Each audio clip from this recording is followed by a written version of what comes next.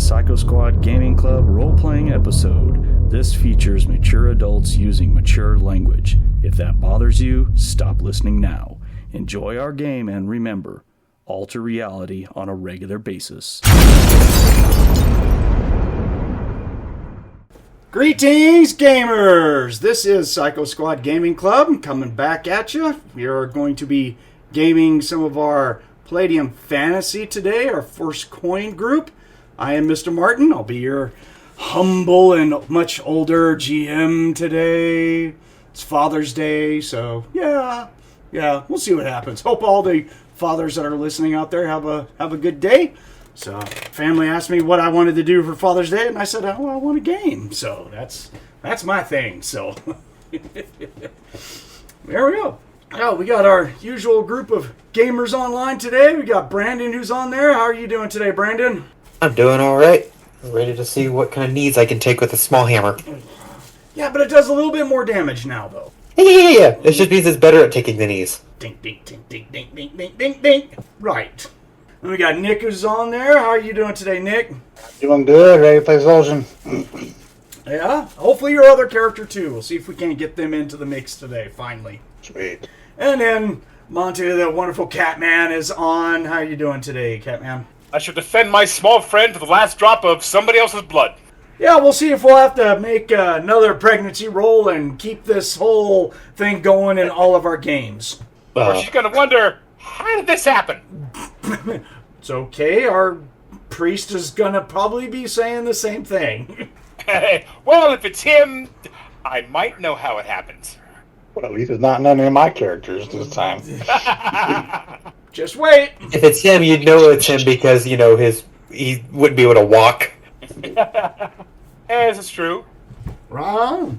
So, last time that we played, we took out a goblin pack in the northern part of the city, killed a whole bunch of them. We captured 6 as prisoners, including one who was kind of like a priestess, and then Zoljin threatened to eat her a whole lot of times, and we ended up taking her back alive anyways, despite Zoljin saying he wants to eat limbs and stuff like that. So but he ended up having a snack because you asked our priest about, hey, Kindred, is it okay if I eat him? And he was like, you can eat the dead ones. You went, oh yeah, there's dead ones. So Num num nums. So then we took them all back, met a patrol, gave them up, and then Thar was all like, it's beer 30. I'm going to a tavern to grab something to drink. So I think that's just about where we cut off. So we haven't gotten any information at all. I mean, we just turned them in, so we still know next to nothing about, we found that patch that was on the goblin chick, and you made copies of it real quick, I believe. Is that right? Somebody did. The one with the note. Draw them out. Kill their cows. Yeah, and then it had a symbol on it that obviously none of us recognized. So, right. So there we go. So we did our thing. So now we're just kind of heading back to the house to stable our horses and everything, and we're gonna, I guess most of us were gonna go out. I won't speak for everyone, but I know, Thar gets out of his armor, gets the help of Archie, and if Zoljin's still there, he'll... Yeah. Thar's just all like, first round's on me? Shit, yeah. Oh, hell yeah. We'll go. So, Archie will want to go as well. Come on, little squire dude, you're all right. So yeah, Archie is definitely going. Thar's just all like, dude, you're with me. Let's go. Archie was turning it up, if I remember correctly, so he was doing all right. He's getting better and better. Now he only takes 3 episodes to charge up to Super Saiyan stuff. 5. Knocks it down by a couple of rounds every level he goes up. Mm-hmm. At level 7, he'll have instant transformification into... Mm-hmm. Yeah. Spirit bomb with all the death. Yeah. What's that thing up there? Moon! Well, wouldn't that piss off all the werewolves in in Palladium? What do you mean it's missing? Shit! Like, what packs? Mutual howl. Ew. What? Yeah. Like, what the? Okay, who turned off the moon? I think the gods might have something to say about that, you know? Like, wait, what? No, put that thing back. What the hell? Who did that? Let's go talk to him. Well, the rest of us we were using that. Put that back. rest of us will be looking at our shoes. Wasn't me, boss. Swears it. Swears it. Yeah, the first ones in line are gonna be the ones that actually have a, religious focal point in the moon. They're gonna be like, "What do you mean it's off?" Like, sorry, boss, did you pay the bill? It's like, I thought I did. All right, so we'll go to the local large tavern that Thar likes to hang out at. It's pretty much like a 24/7 tavern because it's filled with, well, this one's not the one that's off the piers, but ooh. yeah. Maybe this one isn't open 24/7, but... Gotta watch out for the one at the piers. You take too many drinks, you're gonna wake up in some ship's hold. Well, that is how a lot of captains like to recruit. So, like, who needs a job? Hey, those 3 guys in the corner are all passed out. They have jobs. Let's go. Yeah. Done. Instant employment. Just add, move them. But then again, I'm sure most of them probably realize that. They may wake up from their drunken stupor on a ship and go, well, I guess I got a job today. This is now my profession. Right. I'm lucky I get to stay on the boat instead of get thrown over. Then we have the one they have the occasional one in the corner that sits up, looks around. Not again. So is LeeLuu going with us? Yeah, she intends to keep her eyes on her small companion, as she was told to do. If he's going, she's going. Okay. I don't see anything that would keep Hamon from going, and the fact that he's not really into the city life, but he likes to hang out with us, so yeah, he'll definitely go. No, all of us are taking off our armor, of course. No armor. Take all that crap off. Typically, unless you work for the city, you cannot carry a sword. Some of you guys may be able to circumvent that.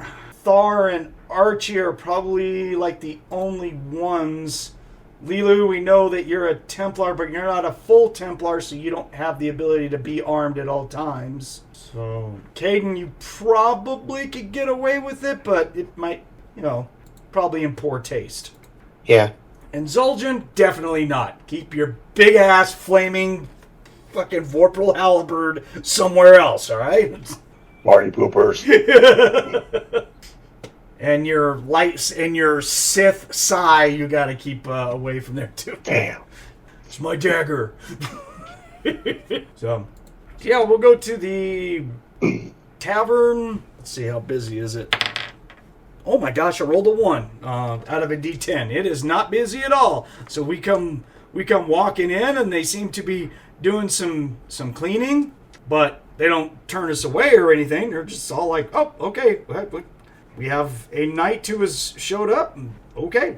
So Thar just walks in, a big booming voice. It's like, the strongest ale for my whole team.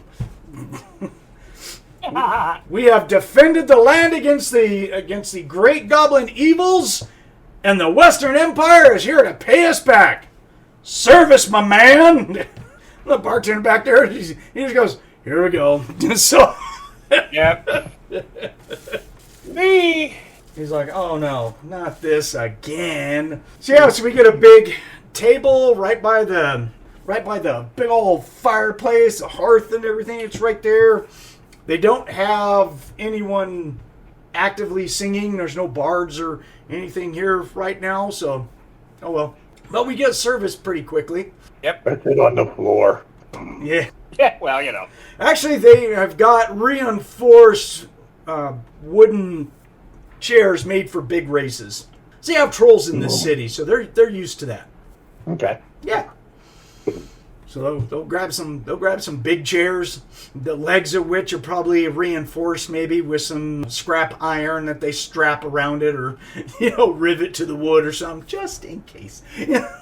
It's not so much a chair as it is an outdoor stone bench, but it works. Work. Yep. And they'll go out and go get the Kobold / halfling high chair thing for our priest. There we go. It's great to feel included. Well, they don't have... The tables are all one-sided, so, Zoljin's kind of eating at a table like, it's Japanese style. He's just like, my knees are over the table.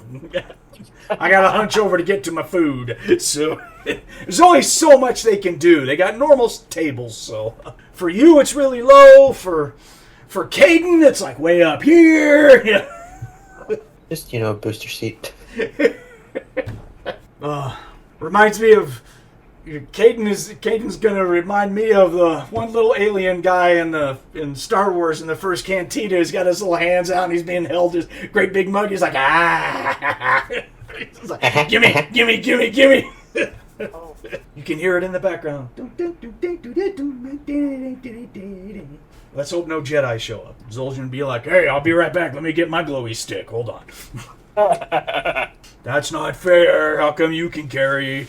Yeah, they'll bring over these, flagons. One of them is going to be a very large size troll make. It's more like a cask with reinforced metal spiky bits on it to act as a handle.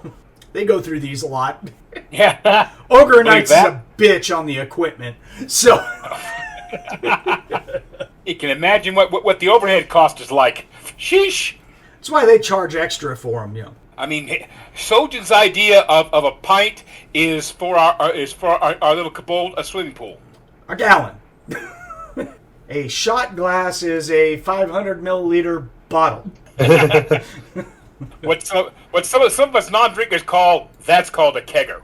That's a shot, so it's more like pony keg. Yeah, all right, fair enough. A full-size keg would be the equivalent of like a Foster's beer can for a troll. That's a beer. Yep. Wait, mate. Yes, sir. So this tavern is called the Siren Song. It's like the most popular tavern on the inland area of the city. It's towards the center of the city. This is mostly where all the travelers go, but it's known as a big hangout for, like the city watch and, obviously nights and, things of that. The houses really make sure that this place stays open. Whether they pull a profit or not, somehow their books are always in the black. So Gotta love that. Yeah. If they report, well, we were like 100 gold short of profits today, and then a few houses show up and just kind of go like, nope, you had a great profit this time. And yes, I did. Thank you very much. Appreciate that. We'll be over here now. So we'll get the house seaside ale and have a good time and drink. Drinking can be decently fun. Yeah, they'll bring over finger foods at first, cheeses and light meats, but some vegetables and lots of bread, trying to fill up the troll as much as possible with carbs and yeast, so he won't eat so much meat. So need a part of a bakery for that when bring him out the tray. I know what you guys are doing here, and I approve. So Right. Bring me more. And they'll bring over a whole lot of, mostly fish products, duh. So yeah, seaport. Go figure that one. yeah, lots of seafood. There's going to be, definitely some larger sea animal type meat, including, since they've got ogres and trolls. Unfortunately, we rolled that they have a lot of trolls here for some reason. I still can't explain the dice, but I gotta play it, so there's a bunch of trolls here. It's hard considering you just went down to visit your favorite seafood area of the world, What you told me, it's like, why is it I see in one of the taverns near the pier, the whole, okay, reach into the tank and get, your live seafood, versus the signs posted saying, do not approach the tank unless you're willing to fight for your food. It will reach out and grab you. Sounds like a Klingon bar almost just now. Damn. So, beat the crap out of it. Nothing makes the meat taste better than having to bludgeon it to death first. Sounds like an orc bar, too. So, yeah. Temporizing. Yeah. Oh, man, that reminds me. We haven't played our Yin Sloth guys in quite a while either. Could have played them, too. I forgot about them. Damn it. Got to get the orcs out sometime again. Yeah, that's right. We need to do that. Oh, absolutely. So, a good amount of food that's going to come out for the troll is going to be things that they harpooned like a good size, probably like a whale or something like that. The equivalent of like whale meat, blubber kind of stuff that they throw on some charcoals and just go, yeah, it's cooked enough. Give it to that. Chewy. Oh, man. Got it. Sorry, dude. Got to go with it. At least they season it, make it taste good. Yeah. I mean, so it's chewy, but the flavor lasts. Sure. Yeah. I mean, they rotate it on a 360 degree. I mean, aren't you a cook? You're like, let me. I am. I'm a barbecue master. Until you guys fix some whale blubber. It's not bad. Good try, but Let me show you something. so yeah, we'll have all this get serviced, all this food, order more drinks. The question is, how much are we gonna drink? Oh, what is it, like the middle of the day? Like, when did we get back? We left out. We were out there pretty early in the morning and stuff, so we're gonna be back in probably the equivalent of maybe just a little after noon. That, for her brain, she's going to be like, let's keep it on the low key, maybe one or two. She don't want to get tipsy because that could screw up us being able to fight, at least as far as she's concerned. She's going to definitely try to hold back. Yeah, maybe one or two kegs. Yeah. Couple of small chasers, with a beer. Yeah. Yeah, Kayden's not gonna drink that much. No, I'm just gonna leave it to fate and roll a percent for Thar and Archie and Hamon to see. Came here to drink, but I don't know. Like I said, just gonna leave it to fate for these guys. I'm just gonna roll a percent. The higher means that's more they want to drink. See how this worked out. So I got a 15 for Thar. Apparently Thar's a lightweight. And he drinks like one. Is all like, I'm good. Just in case, I got to stop right there. Wow, that's surprising. Okay, all right. So sure, all right. Let's see. Hamon 57. He's gonna get drunk. He's doing what Thomas does. So, Thomas, if you're listening, don't tell me you wouldn't do it. So, I don't think anyone here doubts that one of Thomas's characters probably drinks themselves silly. At least when they give it a chance. If somebody else is paying, it's almost guaranteed. Yeah. We'll just have it where at 1 o'clock in the morning he sends a carrier pigeon to Kayden. Hey, Kayden, wake up, man. No, wait a minute. I thought it was funny. I'm scared of what that carrier pigeon has. Well, they don't have cell phones, so I'm trying to say he's calling you in the middle. Yeah, I know. That's why I said I'm scared of what that carrier pigeon has. Yeah. Archie, ought to. Jesus Christ, he drinks water. Yeah. Designated driver. Yeah. Apparently, he's doing exactly what Squire does: is take care of his knight. He just passes his thing over to, actually, he's gonna be sitting pretty. I'll say he's sitting close to Zoljin. He's holding this thing, and Zoljin takes a big old drink and puts his down. He goes, pours his drink into Zoljin, sets it down, goes, woo, man, that was good. Water. I figured if nobody's watching, he scoops a little foam off with his finger, rubs it on his cheek, then dumps it like, yeah, there you go. Great job. The evidence was there. Yeah. Even if Zoljin Right, notices, Zoljin. I'm pretty sure he won't care. Right on. Alright. I remember one of the Marvel movies where Thor was visiting Doctor Strange, and I'm thinking Zoljin fighting an alchemist who makes him a mug that refills itself. Yeah. Good gods. Oh. Can I offer you Wow. anything? Water or tea? I don't drink tea. What do you drink? Not tea. So, all right. So, yeah. So Thar has one drink. We're good. So LeeLuu, you're not getting drunk. You're just, or how many are you having, or what are you doing? She's gonna have 2 at the most. That's like try one. The second one. She's being slow with it. She's keeping her eyes on her companions and basically hoping they're not gonna be too terribly hard to carry out if they get really bad. Cool. Yeah, I won't ask for any rolls or anything. I'm letting you guys be in charge this time. Plus, I don't want Brandon to roll a 1 on his save, and Kayden turns into an outraging alcoholic kobold. We don't need that. We don't need that. Especially with, my itchy combat fingers. We don't need that. Oh my god! I got a magic hammer and going to heal you now. Boonk. Ah, you're healed. Ow. That's all we need. That would not be ideal. Yeah. So. Jumps on the table, rips off his fucking top, and just goes, Kobold in the house! Praise Ruga! Boing! That too. No one needs to see the walnut root. Who wants to pay 5 gold for a face dance? Whoa. Which then we possibly see LeeLuu digging deep into her purse. 5 gold. It's one of those, okay, fine. This is like, I don't know, should I encourage this or not? It's like, maybe if I encourage, I can get him off the table real quick. Jeez. It wouldn't be hard to get him off the table. You just gotta grab and put away.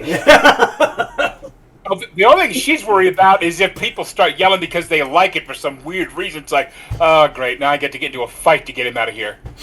Oh, dear. Yeah. It'll be. Well, he does have a really high physical beauty for a kobold. I can see. It'll be Zoljin having to take care of a drunk Kayden. Will be like in Willow when he's picking up the brownie, going, "Come on, fight like a man!" Puts him in a little pouch. Got him.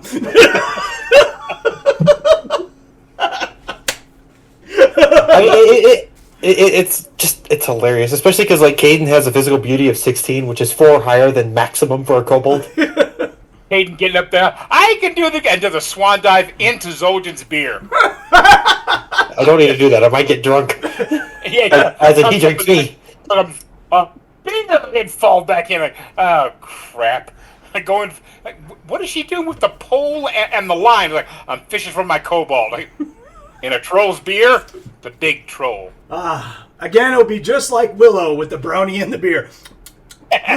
Beer! Oh boy. But that doesn't happen, so. Yeah, why not? We're saving that for later when it does happen. We need it the least. Well, Kayden really doesn't have a saving throw bonus at all. I mean, he does have a very low physical endurance. Shut up. Shut up. Shut up.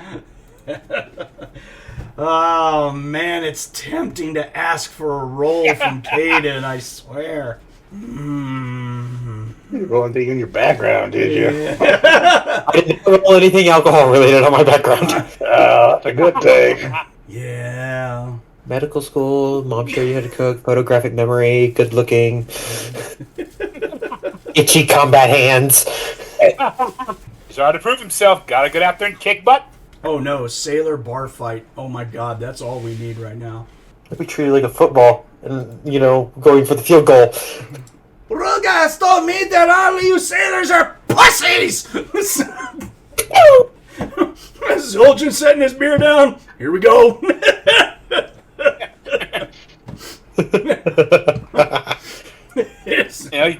One big guy walks over. What did you say? I said, when did your little girls learn how to drink piss water?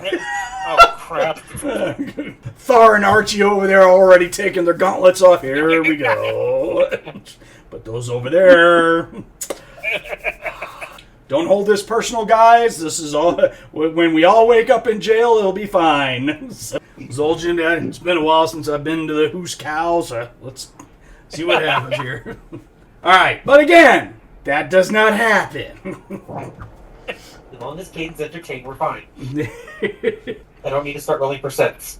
So we all have good drinks, eat well, and everything. The bar tab is going to come out easily like 150 gold. So however we want to split that up, it's up to you guys. That's actually pretty hefty for this place, but you got to think of the characters that we've got here, how much we drink and eat. Yeah. She's not small. She knows that much. So she'll happily throw in 30 gold to the pot. She ain't got a problem with that. Wasn't Thar buying the first round? Yeah, I'm including that. It's one thing that Thar didn't tell you is that the first round was free because he's a knight and everything. So that's probably why he went here. So Cheap ass. he wasn't cheap. He just kind of circumnavigated the. Okay, he was cheap. So Yeah. I'm gonna take 100 gold off of Thar because he's got a bunch of gold. So. I did not realize how bad my gold supply is right now. Holy crap. Well, a lot of people paid a lot of... I mean, all of you guys really paid a lot of money for those magic items, so... Yeah, I've got 25 total. Don't worry about it. Thar really hurt the bill something terrible, so we only need like 20 gold from anyone else. Zoljin will put 50 as a tip extra. Okay, Just cool. to deal with me. Thank you all. Thank you. And LeeLuu has tried to make it obvious that if her little buddy needs gold, all they have to do is lean over and ask her. Especially if he's getting stuff to help the party. Well, yeah, but beer isn't stuff to help the party. Well, it depends on how bad the day is. The day, the night, the combat. It's like we come back all screwed up, and it's like, all right, I need a beer. Got to make the pain stop. So when we stop, it's going to be probably close to sundown, I would assume. We probably spend 4 or 5 hours there drinking, having a good time and stuff.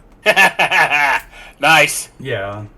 Let's see, did it get busier? I guess it just depends on how much busier it got when we left. No, it didn't. I rolled a 3, so we really don't have that many people who walk in. So we are the business. We are the business for the day, pretty much. So yeah. Must be Wednesday, the hump day. Yeah. So cool. After that, we'll all go to our respective rooms and probably sleep it off until the next day, I would assume. That'd be the easiest thing. Yeah. Just kind of crash out. Zoljin, you going all the way back to the guild, or are you going to crash out in the stables at the house? Or The guild. okay, Yeah. you're going to go back to the guild? Yeah. You get accosted by one of the seniors who's all like, "What? You just disappeared. Where are you going? You can't do that. Hey, I'm trying to talk to you. Where's he going?"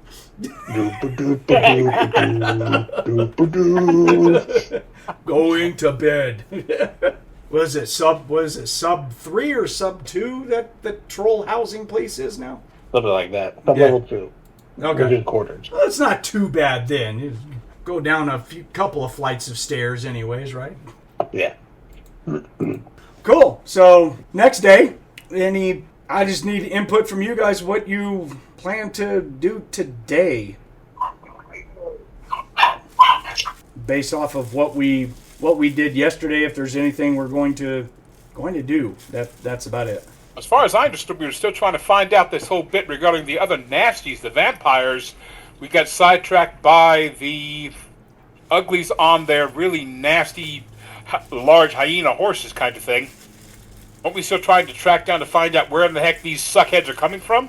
Yeah, but if you remember last time you went to the sanctuary of Ruga to look that information up, and you don't have access to that area of the library.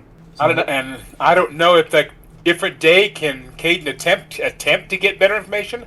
I don't think his rolls were that good. I think that's what stymied us. We have a general idea regarding how to fight them, but that's about it. Either my notes didn't get saved or I forgot to take them. That's why I do not think we did that great a roll. So we have to dig deeper into the mythos to figure out as to where these creatures might hole up, and some place in the vicinity in the outer area of that part of town that might be favorable for them. Well, you guys have no Say- idea. The last time that you guys looked up anything on vampires was just to get information on what a vampire was. That was it. Yeah, that was the problem. And you guys got some We need more basic info. information from what I remember. Except for, Yep. I think, Zoljin and Kayden were able to get, I believe, specific information from their respective libraries and knowledges. So, you guys know about vampires. You know about the 3 types, the master, the secondary, and the wild. And you know that this place has been hit by vampires not too long ago. They came up from the sea and started raiding, which is weird. Because running water destroys vampires. Even standing water can do some damage, but it can't kill them. Interesting. Going off what we know regarding, in my case, what we know about the maps in the city area, we checked out, I know the farming community that I think was a little further up from the seaside region of this big city. Looking at the map a little bit, we went... You guys went up north. Okay, that's what I started to say. I'm looking for the stereotypical north, south, east, west arrow, and it's not on this map. Darn. Make sure I'm pointing in the right direction. The map is set up as North Polar is up. What I remember on that we went up through that part of the city into the farmland area. So she votes we go a little bit east and check out some of the community sections that are connected farmland by the seaport. That's her thought. Well, pretty much the only one that you're going to be telling that to is, I guess, Kayden, because no one else is going to be around. She'll tell that to Kayden, then that's her thought of where we should attempt to go, and she's going to ask him, since she doesn't have access, can you find out anything more about their weaknesses beyond what we know, which is scraps and pieces? Is there anybody that maybe the church might be able to point us in the direction saying, go talk to this person? Anything at all? I can go take a look and see. Do what You guys are at my friend. You guys are at the House Uberman. Everyone except Zoljin is at House Uberman. So whatever you guys want to do. How many? I don't remember how many copies that you made, Zoljin, of that patch. I think just like enough for you and Kayden, I think. Or did you make? Yeah, I didn't write any notes on that. You wouldn't have a whole lot of time, so I will say that you probably made 2 copies. One for you and one for Kayden. Okay. Zoljin will get up. He'll make some barbecue for the rest of the troll mages. And then he's going to head over to the Wizards Guild library and look up this symbol. If there is a book that references it. Maybe a book of gods or cold secret societies, things like that. Roll me a d4. 3. So after 3 hours, you feel like you've exhausted the resources in the library. You haven't found anything that matches that symbol. Kayden do the same in the church library. Yeah, if you're looking in the library, you ain't going to find anything. Hamon's not going to help. He's going to be out doing his ranger thing. Archie and Thar are doing night stuff. So LeeLuu's just following Kayden around, doing what she can. So basically, it's up to Kayden and Zoljin. You guys are kind of like the lead investigators here. Just out of character question, was I given any type of reference to how I can contact these guys in the Temple of Kalba that I Oh my gosh! came across? We're gonna go there. There is one guy. He is a human. He is a member of guild there. Hold on, sorry. He is a member of the Citadel of the Ley Line. He actually works at the guild. He's not an elder or anything like that. He's just a guy who works there, does basically like scribing and teaches some classes here and there. Some people call him Professor, but he is an experienced mage. But he was the one that you had... Well, his name was dropped to you from one of the trolls that was talking to you about that cult. And they said, if you want to learn some cool shit, there's a guy. That guy, So, Yeah. yeah. I think Zoljin will go find him and ask him if he's seen the symbol before. Okay. Just a second here. Mm-hmm. I got to make up an NPC just real quick. I got a question, DM. LeeLuu has Streetwise at a nominal percentage. While Kayden's doing his thing in the library and so forth, since she's restricted out of the area, can she just do a general sniffing around and see what she can find? Anything?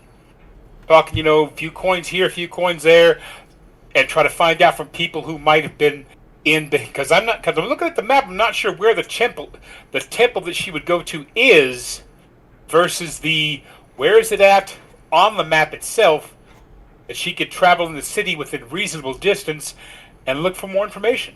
She's wanting to find someone who could tell her more about them, since she can't get into the areas where she thinks it might be. The sanctuary. What she's trying to find. The sanctuary is located in the center portion of the city. Okay, I'm looking at the map, so that's the main section that's walled off. That is the heart of the city itself. There you go.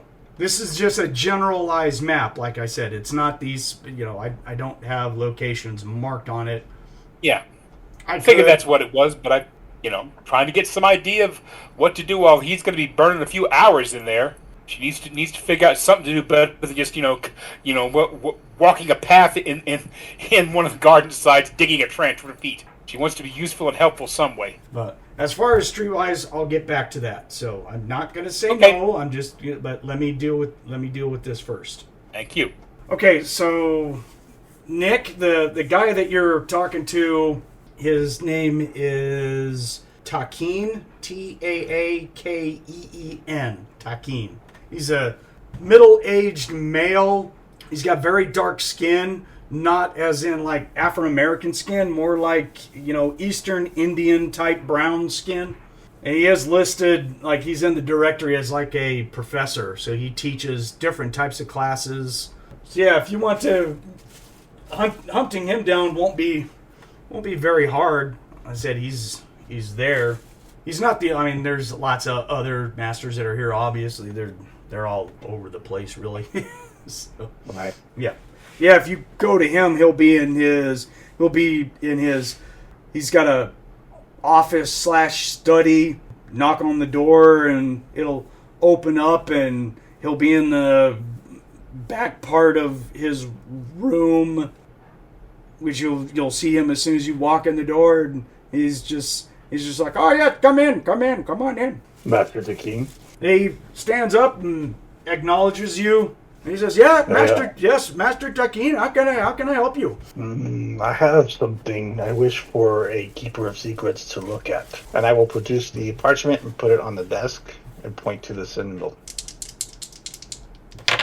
Oh, okay, all right, here we go. So you lay it down. He looks at it, sits down, offers a seat for you. Even though the seat looks kind of flimsy, it looks like it's made for a human. You may have to grab like two of them to put them together. I cross-legged and sit on the floor. He'll just kind of look up at you briefly when you sit on the floor, and he just kind of goes like, all right. So he's like, all right, thank you for not crushing my, that's Chinese bamboo, equivalent, whatever it is. He's like, it's one of my favorite chairs. You just crushed it. But anyway, he's like, all right, he's got manners. Cool. So he picks it up, and he's just kind of running his fingers over it and turning it around and looking at it, and he just kind of smirks, and then he sets it down, and he sits back and forms his hands flat out in a triangle with his thumbs touching each other and right underneath his nose, like he's in heavy contemplation. The world is set on secrets, my son. These type of secrets are old and can get someone young and new into the arts and deep trouble. Have you showed anyone else this? Other than my companion who I adventure with, but no one knows what it is. The reason why I ask is that you will instantly be under probably investigations from the other houses if they find out you have this. This is an old script, and what you bring to me is very interesting. But I think that before I can trust releasing the information to you, I need to know you more, to trust you, and gauge whether or not you're befitting of secrets of this nature. So, my friend, what price are you willing to pay for this? I will lean so far over his face, is right over his desk, and he will say one word. Anything. He's smiling, leaning back, and he's like, indeed. He'll reach over to the desk, slide the note towards him, and fold it up and tuck it in a pocket in his vest. And he adds, then I would not inquire of anyone else, especially with any of the noble houses.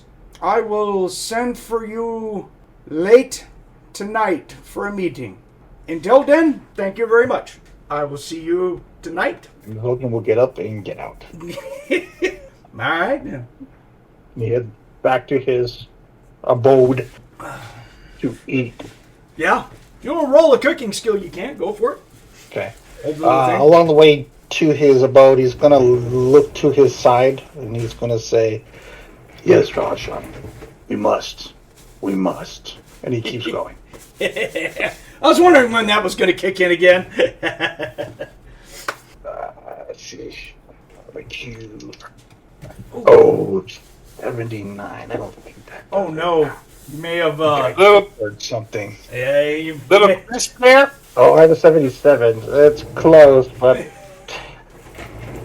Yeah, a couple of the trolls, you know, they'll eat it. If there's a couple of them, they'll be like, What? Yeah. Look at you menacingly. What? Yeah. Too much garlic. Oh, gosh. Cook your own food, then. What are you, fighting vampires? I mean, goddamn, dude. Enough out of you. And there'll be many vampire jokes throughout the day about it. You know, little comments here and there about it. It's just all like, and if you don't want any vampire in you, just eat some of Zoljin's cooking. You'll cure the vampire right out of you.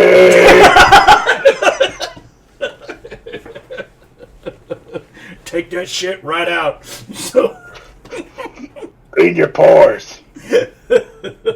Grab them, breathe in their face real hard. cool. Kayden, what about you? Anything that we need to spend time on with you? I was going to be looking in the library, but since there was nothing there, maybe ask some of the other clergy, like some of the higher ups that work in the more back part of the church. Woo! Damn.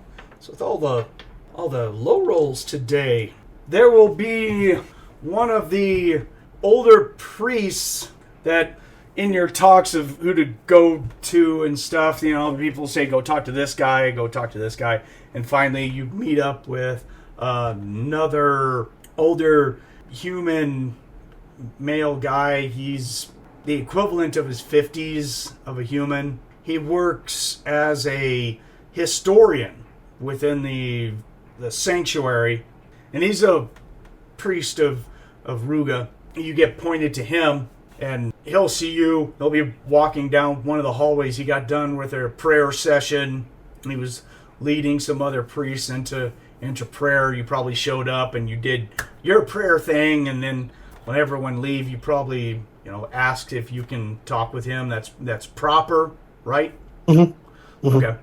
So he'll regard you. He'll actually be kind of happy. He's gonna regard you as the healer. That's kind of title that you've been given. It seems that your vision and your title has made its way around the church a little bit. Don't know how that makes you feel, but I mean, there will be a lot of instances where you're walking around and there's going to be older and younger priests along with even like guard Templars that will address you as they just nod and just say, healer, that kind of stuff. So it's up to you about how he feels about that. So he's going to bow graciously. Okay. So he's going to have a little bit of an ego, you're saying? No, I'm trying to process how that equates to ego.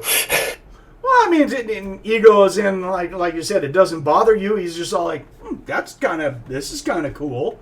So you're looking at it as a positive outlook. Yes. Okay. You're humble. I think that's what the word is. Okay, sure, humble. It's still part of having an ego. Not really ego as in definition of that you're egotistical. It just means it's part of your ego. It's part of, hey, this is kind of cool. I can move along with this. Okay. 'Twas cornfused. So he regards you in your title. Just basically says, hey, what can I help you with, healer? My companions and I, I'm trying to clear out some riffraff. We came across a symbol, and for the life of me, I cannot figure out what it is. And you give it over to him? Yes. Okay. And he goes, there's a reason why, healer, that you're not going to find anything in the library on this. It is an ancient vampire script, and all records of this script has been purposely purged from anyone who is not high up in the church enough to view its meaning. It makes a lot more sense at this point. Well, you have heard that we have had problems before with vampires that have been assaulting our coastline. Correct. Coming up from the sea.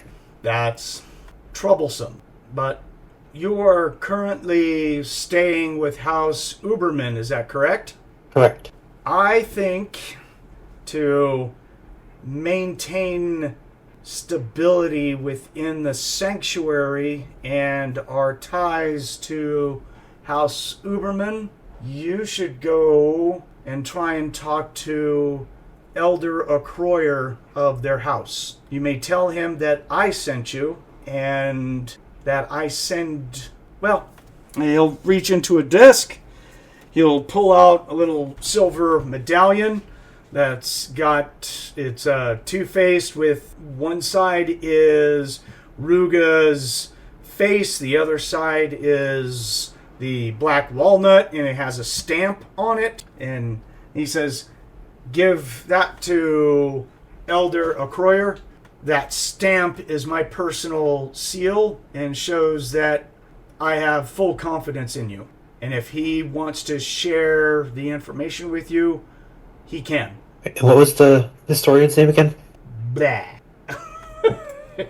Shit. Historian Oswald. Malfoy. There we go. Let's go with Malfoy. I like that. Okay. Malfoy. Malfoy. Just in case we have to use him again at some point. And hopefully he is, unlike his name, he is not an asshole. Didn't seem like it. Always nice. You do know that he's a priest of Ruga. He's part of the sanctuary, so he's one of the higher ups. I'll try and develop a catchy title for him, but you just know he's up there. One of the instructors. Yeah, we'll put him as an instructor. That'll work. How about that? That works. GM reaching. That's better than Kobold reaching. Why do they put things on the top shelf? Yeah. It's twice now you guys have made me reach. I wasn't quite ready for having to create NPCs, but that's okay. So yeah, he gives that to you, and he says, you have to understand that we need to maintain a level of decorum with the houses and the sanctuary. Understood. This is why I go to those who might know more than me. That way I can try to ask the right questions. Understand. And if a word of advice, healer, if you're going to investigate what's going on with dealing with these vampires, I would highly suggest that you brush up on your anti-vampire equipment and knowledge. Understood. They can be very difficult to deal with. Our stores have got plenty of silver-plated items, crosses, and your holy symbol. But have more than 1 or 2 with you. Last thing I need is for it to get removed. Never underestimate a vampire. Cool? Cool. Alright. So you know where you need to go. Let me now move over to Streetwise for Catman. Let me see if there's anything that he can get. He said he wanted to do that. Let me look here. Go ahead and give me a Streetwise roll, Catman. Alrighty. She has Streetwise of 46, and she rolled a 13. Well, you will, let's see, Streetwise of 13. You're not from here. That's fine. Well, first off, you will know that there is a prominent gang called the Dock Rats. Okay. I kind of figured she'd be stepping into some unpleasant places, so she's geared herself up. This skill instills the understanding of the darker side of city life and the scoundrels who roam those streets. So, there you go. So you made the roll, so I'm just giving you... So you're able to recognize gang members and bandits and stuff like that. The biggest thing around here is pirates and sea folk kind of rule the lands. There is a gang that's called the Dock Rats that do demand tolls from sailors and stuff for their darker appetites, prostitution, drugs, murder, things like that. Shit like that. So. How nice. Yeah. Hey. So you'll realize that they're around. Nothing's going to come across as far as vampires go, other than just people saying the general stuff that you have about, like, get garlic and hang it around you. There's garlic necklaces and stuff like that. In fact, if you want to buy one for 3 gold from this old lady with no teeth, she will sell you a handmade garlic necklace made out of silver for 3 gold if you want it. Let me check one thing on her sheet, though. She doesn't have the equivalent of, like, a praise or anything. No, didn't have anything in that particular nature regarding... LeeLuu is trusting. I'm trying to see if there's anything that give her a basic idea that, well, is she trying to pull my leg, or is this actually a really good thing? Who knows if it's a really good thing, but yeah, you don't have any skills for that, so... No, that's what I'm saying. So, but, hey, as far as she's concerned, it's like she'll take it on faith in this regard, and hopefully she's not going to be she's not been schnookered. Okay. Oh, she's 3 gold. I'm sorry, you guys walked over each other. Brandon, what'd you say? I was working off the wrong character sheet, sorry. I was talking to myself. Apologize. Okay. So yeah, you can put on your character sheet, you have a silver necklace with garlic. Alrighty. Okay, she'll continue her hunt, see if she can find any more info. She will for 3 extra gold, she is going to ask the old lady if she might know someone that she could go to tell her more about the different vulnerabilities of vampires. Yeah, you're basically going to you're a Templar, go find out at your sanctuary. Lower ears, and it's like, I'm not high enough in rank to be given that information yet. Not my problem. You're a Templar. She admits it freely. It's like, I know. It's like, I feel so used. She gives her an extra gold coin for at least being honest, and continues. I figure if she can't find anything else at the end of about 2 hours, she will turn around and head back to the temple so she can hopefully be there whenever her little buddy comes out. Yeah, because after asking questions for about 2 hours, you're going to be looking over your shoulder a lot, because you're going to find there's going to be some people who are just going to look at you weird as you're walking around in your Templar colors, asking all these streetwise stuff, and there's going to be a lot of people that just don't talk to you. You're not the right character to have streetwise, to go asking these type of questions. You probably could have gotten some more information if you weren't a Templar, but you're walking around in your armor with your fucking Templar cloak, tabard, whatever. That was fun. Or no, it was a cape, right? It was a cape. Yes, Kate. Yeah. So you don't look like the type that, and I'm pretty sure you play your character kind of naive, so you can't tell me you took that off while you were out walking around asking, people. So what about the city rat, about the dock rats and stuff? People are all like, just keep walking, bitch. So yeah. If one of the facts she'd get it wet, she damn near showered with it. She takes a bath with that cloak. You're like the brand new FBI agent that's going out to go ask the drug lords where the blue cocaine is, but you're still wearing your FBI jacket, and they're just all like, yeah, no. Yeah, we know about it. Yeah, it's on the west side of the city. Yeah, it's about 2 miles out in that way. Right. Walk all the way to the end of that pier, and then jump off into the water. The entrance is underneath. Go down to the left, you'll find a cave there. Trust us, that's the entranceway. You gotta hold your breath for 15 minutes. If you can't do it, sucks to be you. Try it anyways. Yeah.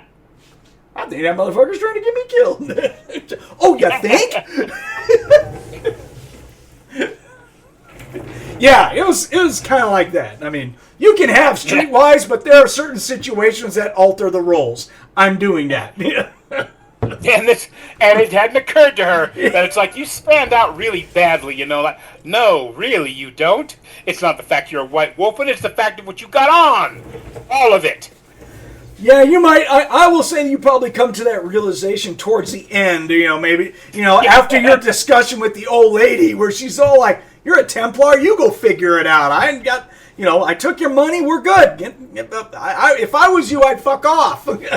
You're in the wrong place, Wolf. And you're like, uh-oh. Yeah. Then maybe it kind of hits you, you're like, I better beat feet the fuck out of here.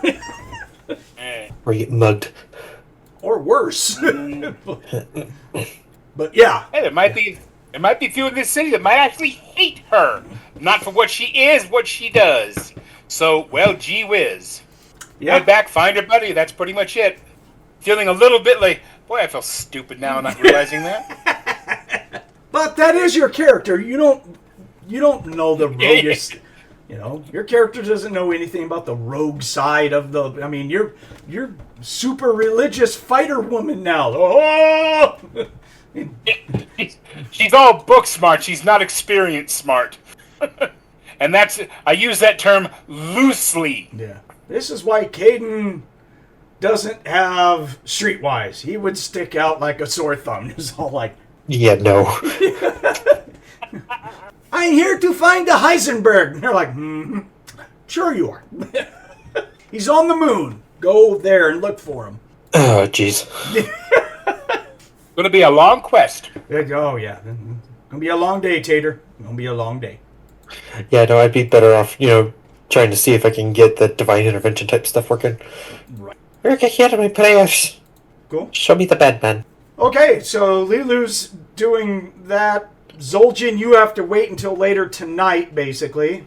Unless there's something else you're doing, but it sounds like you do have your scribing duties you need to do as well. So you're probably doing that. I'll probably do that towards the afternoon. Yeah. Start doing some scribing. So you're pretty much done for the day. I think just about everyone is. Well, I mean, Kayden, is there anything else you wanted to do, or?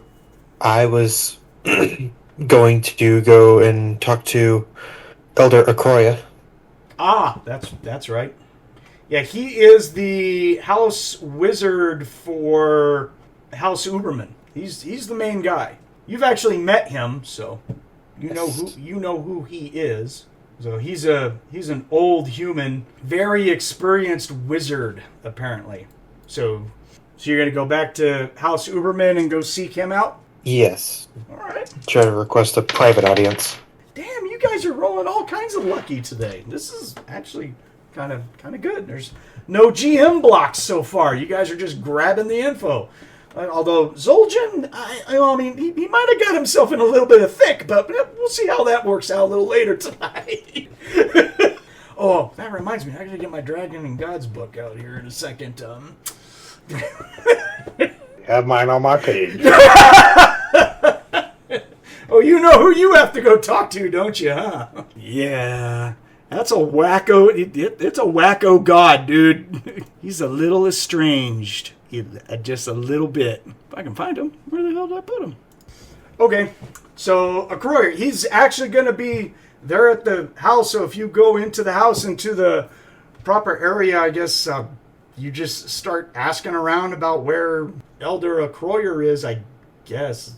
Yeah. It's not like we have house phones or anything else like that, so maybe you find one of the knights or lords or ladies or somebody. Let's see here. Roll me up. I'll leave it up to you. Roll me a percent. Okay. Yeah. Roll some dice. 43. Okay.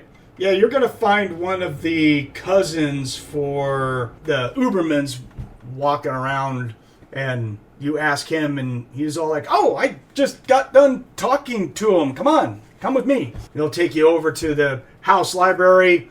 There's a couple of guards there, obviously. He knocks on the door and opens up the door and says, the priest for the house wants to talk to you, Elder. And he's over there looking at some books, and he's got other books that are floating around using various means of telekinesis magic and stuff. You know, he's doing the whole show off. I have lots of PPE kind of stuff, you know.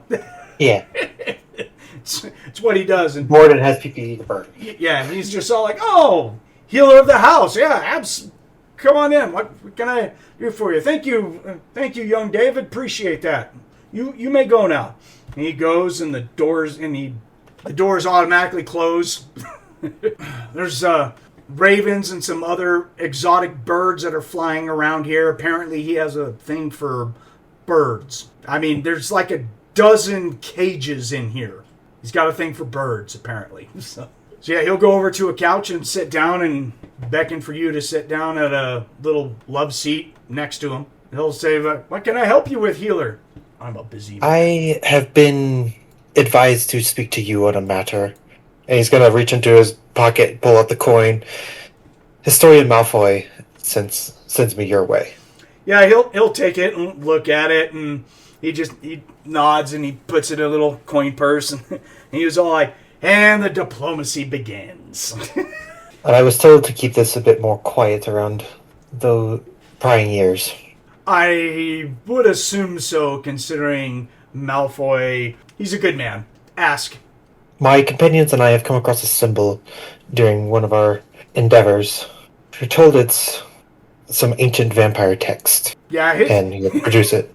You see him fidget with his teeth, with his tongue inside of his mouth when you say that. He's like,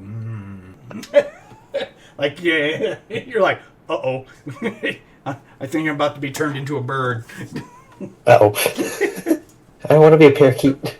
How about a bald eagle? You look like the bald eagle type. You're small. You can be a hummingbird.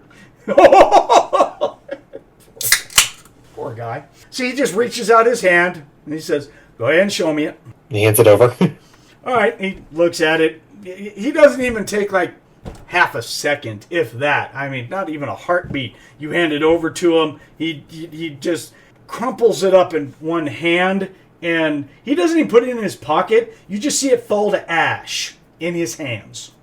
Gone. Just puff. Ian's going to kind of just sit there blinking a moment. It's like, yeah, this confirms that it's not a good thing. Healer, this has to deal with a lot of ancient lore that has to deal specifically with House Uberman. So you need to understand the sensitivity that this holds within this house. Yes, you are a healer. Yes, you've been adopted by the house from the church. That's all for diplomatic purposes, and not a rat's poop is given on my side about any of this.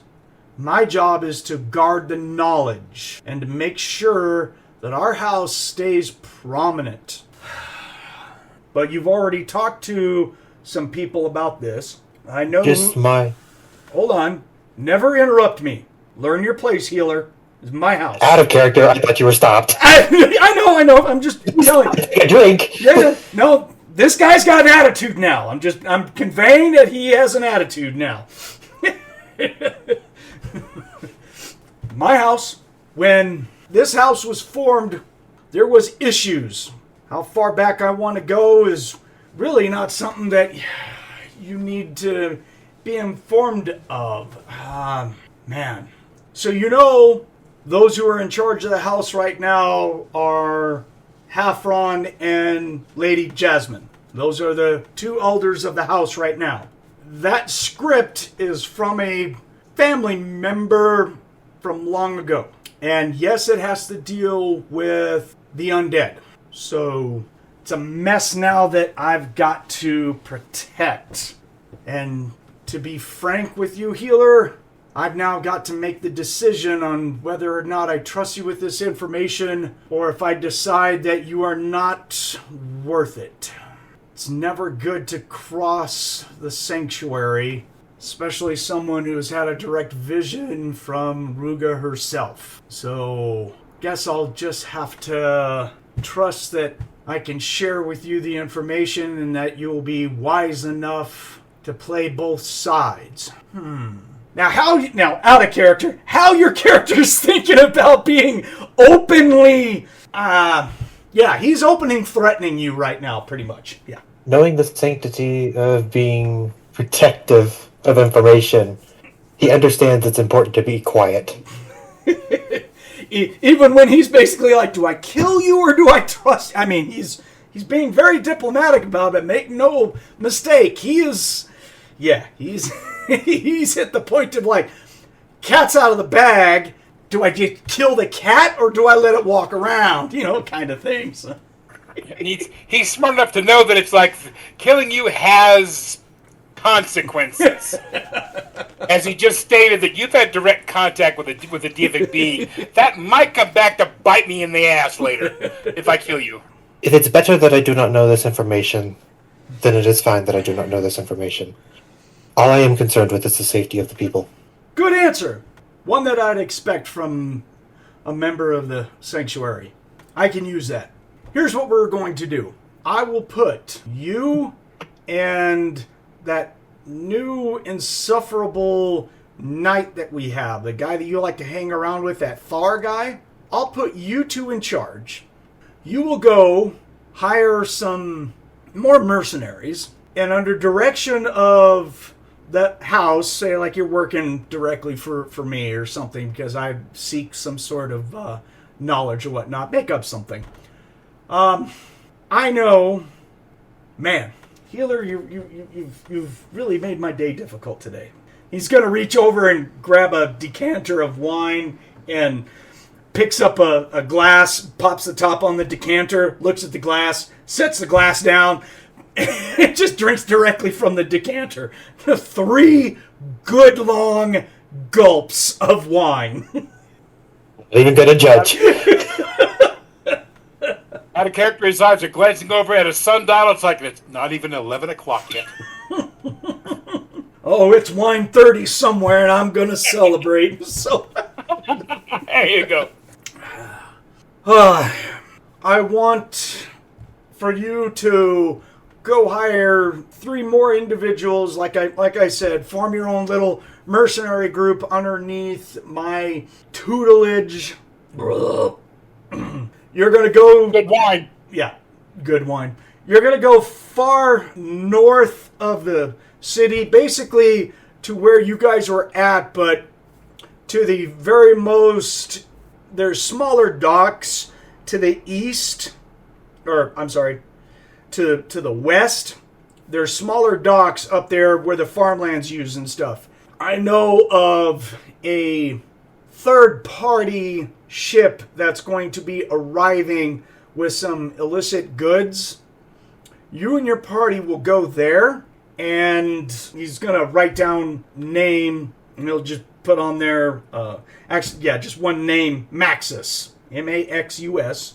And he says, you're going to go talk to the ship's mate, Maxus. He's a human pirate guy. He's fantastic to talk to.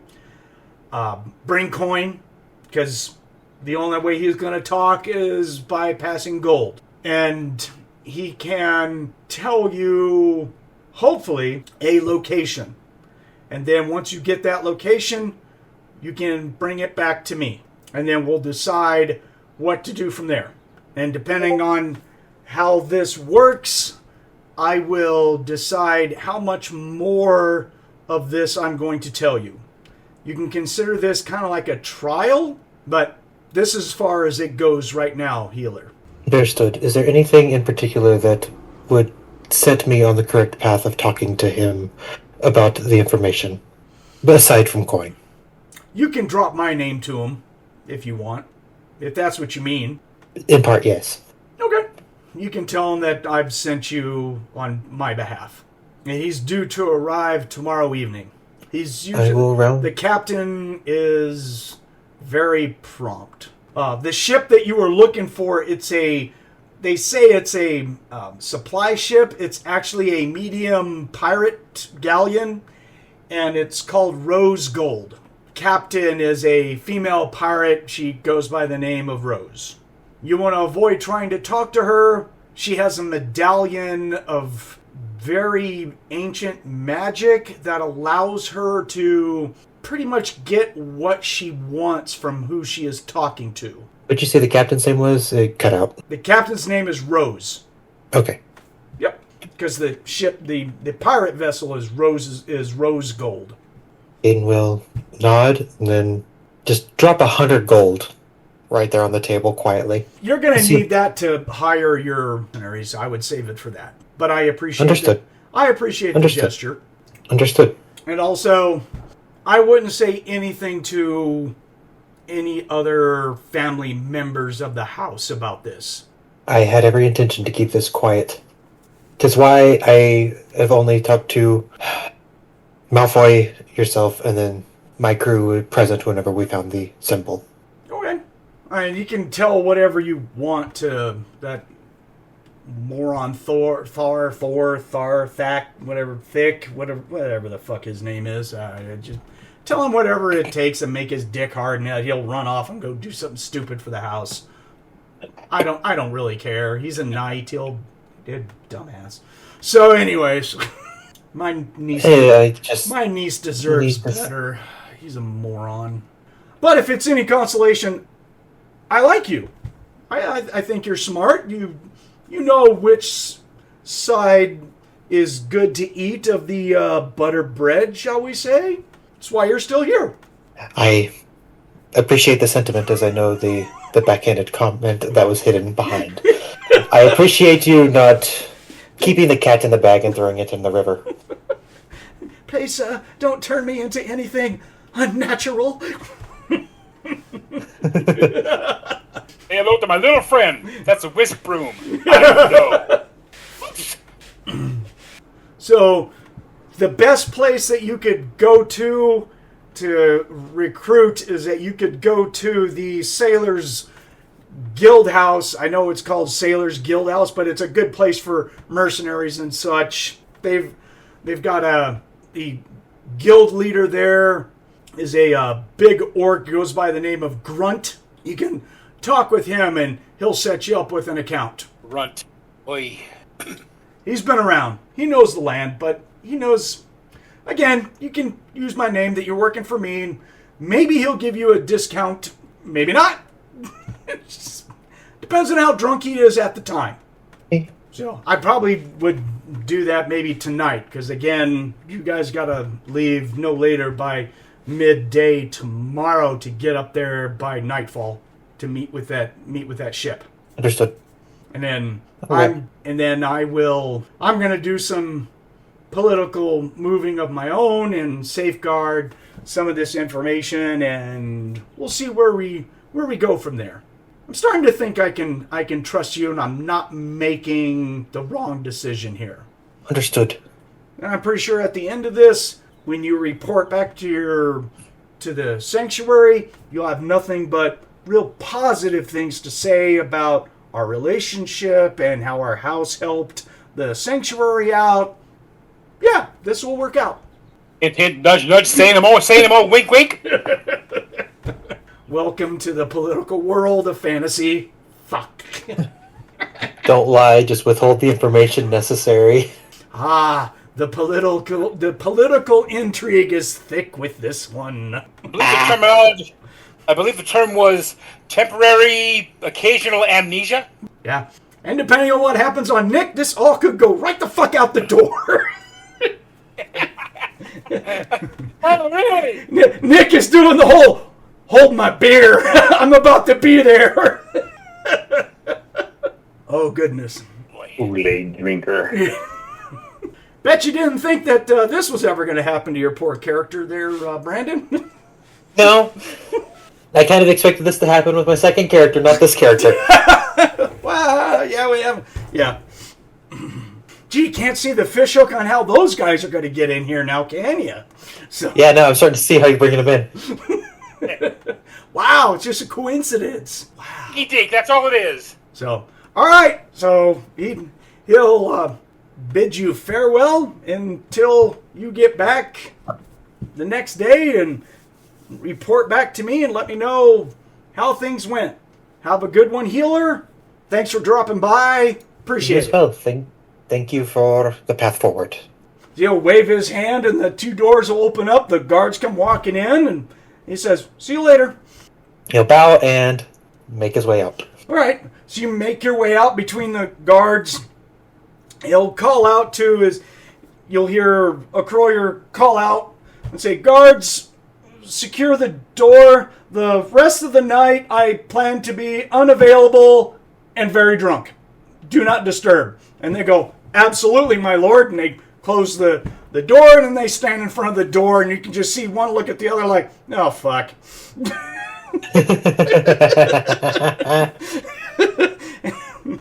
You get this feeling this is not the first time they've heard this. So. One of the guards goes over to a small desk or something, pulls out a sign, hangs on the door, says, do not disturb. Again. Ever. Well, they have it like it's a metal stamp sign. Yeah. Like specifically from a blacksmith. There you go. It doesn't wear out. Yeah, exactly. All right. Does that cover everything we need to do today? Other than, I guess, Kayden, you got to figure out how you're going to put together a group. Where do you go at from here? What's the next thing you got to go do? I guess I need to at least go grab Thar and LeeLuu. Well, LeeLuu won't be hard. She's probably in the hallway waiting for you, more than likely. Mm-hmm. Unless, no, because this is going to happen while she's out doing her streetwise stuff, so she's not back yet. He'll be hunting for you, vice versa. Depends on where your bump nose is at versus, well, she didn't get into too much trouble yet. Thankfully not. That's going to happen later. Yeah, she'll go. Her luck. He'll go look for her in like her quarters or somewhere. Either go to his quarters to see if she's outside the door. Well, she's not going to be there for probably about another hour because, like I said, she's out doing her streetwise stuff during this time. Okay. Yeah. So yeah, you can find Thar. He's going to be out in the courtyard doing drills with other knights and watching over Archie. Okay. Is there someone that's like supervising them doing the drills out there? Oh, I'm sure. Yes. Yeah. He's not in charge. He's just one of the knights. He's only 4th level. He's not a big knight. Oh yeah, but someone's probably louder than himself. Oh yeah. There's going to be others around there. There'll be captain of the guard kind of stuff. There's going to be several individuals out there. They're not out there training by themselves. There's going to be probably a good 20, 30 people that are not even 1st level yet that are training all over the place. Yeah. They got a big courtyard. This is a big house, remember? So. Yeah. You just wanted to be careful and not like get into the middle of the sparring. Oh, no. You can find him off on the side. He'll see you and just be like, what's going on there, little buddy? Is that Thar? Yeah. Okay. We have a new assignment from the house. Ooh. Right on. What are we doing? There is a ship that we need to talk to one of the crew members that's going to be landing tomorrow night. And the house mage has asked us to get this information for him. But we do need to pick up some more assistance for our group. We're going to go hire some other people and form a group? Yes. Sweet. And we're in charge, right? Or am I in charge? Correct. You in charge? We. Oh, we? Okay, I'm good with that. That's cool. Yeah, right on. I'm all for it. The house mage at Croyer guy, right? Yes, I'll call you. Ooh, that's important. I don't think he likes me too much. He grumbles a lot around me. No, he doesn't. He just looks at you weird. Huh? I think he's very picky on his individuals. The fuck you say? Dude, just right at me. Little blunt, aren't we, buddy? Damn. Okay, both Thar and Kayden can't lie. At that point, it's just rip it off like a Band-Aid. Oh, okay. Yeah, okay. Yeah, you are absolutely right. You're right. Like, there's no sugarcoating. Right. Yeah, I forget the conversations between us is very curt, to the point. Painfully honest. Yeah. That's why he said, I don't think he likes me too much. He don't like you at all. Oh. Well, you know what? Maybe he'll like me after we do this job. Yeah, that's the hope. You say that while you're squinching your nose and shaking your head from side to side. No. The chances are slim, but there's a chance. It's like 1%. 1%? So you're saying there's a chance. I would grab Zoljin, but I think he's recovering from his multiple me sizes of beer. So where are we going to go to get these adventures from? Need to head to the port to the Sailor's Guild House. Okay, I'll just follow you. Let me grab my armor and Archie, armor up, dude. We're going to the dockside. You know, Archie's all like, "Why do we want to do that?" And he was like, "Because we have something to do." He's like, "All right then." Need to find LeeLuu. I don't know where she ran off to. Yeah, she'll show up. It's going to take a little bit for me to get my armor and everything. So we'll meet back here in an hour. That works. Cool. Oh, we got to send word out to Hamon. Get him over here too.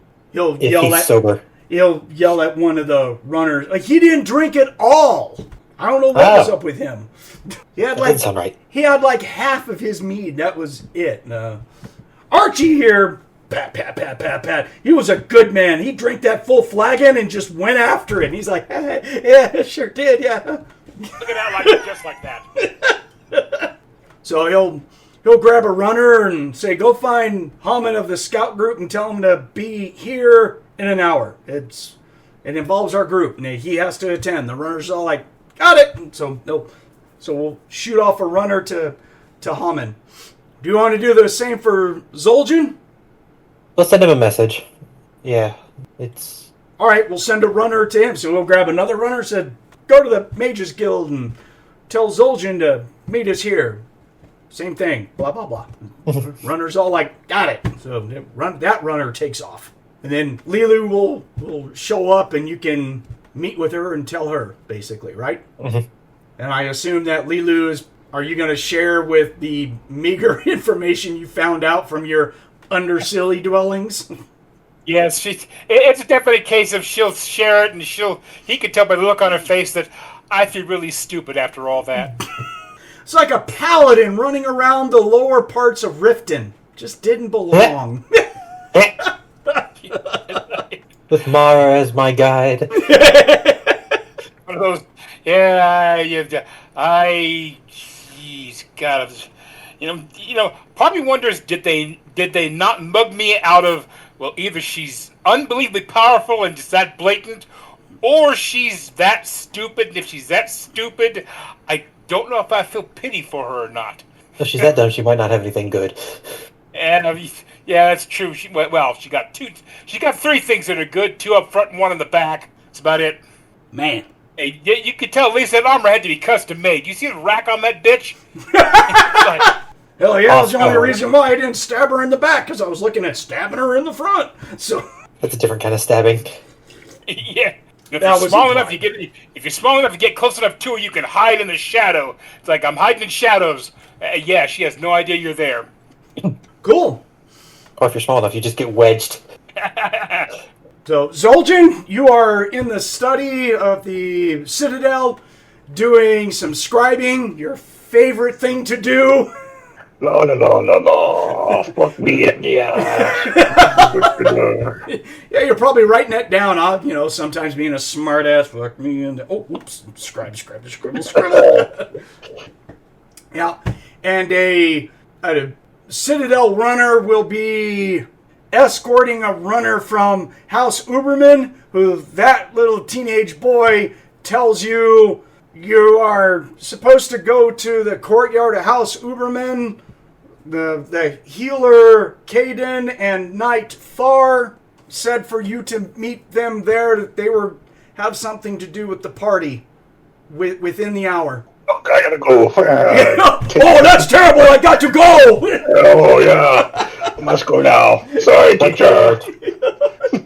Where the hell are you going? You still got me. I don't think you Important. Wave the parchment in front of his face. Bye-bye. Damn. That's funny. Cool.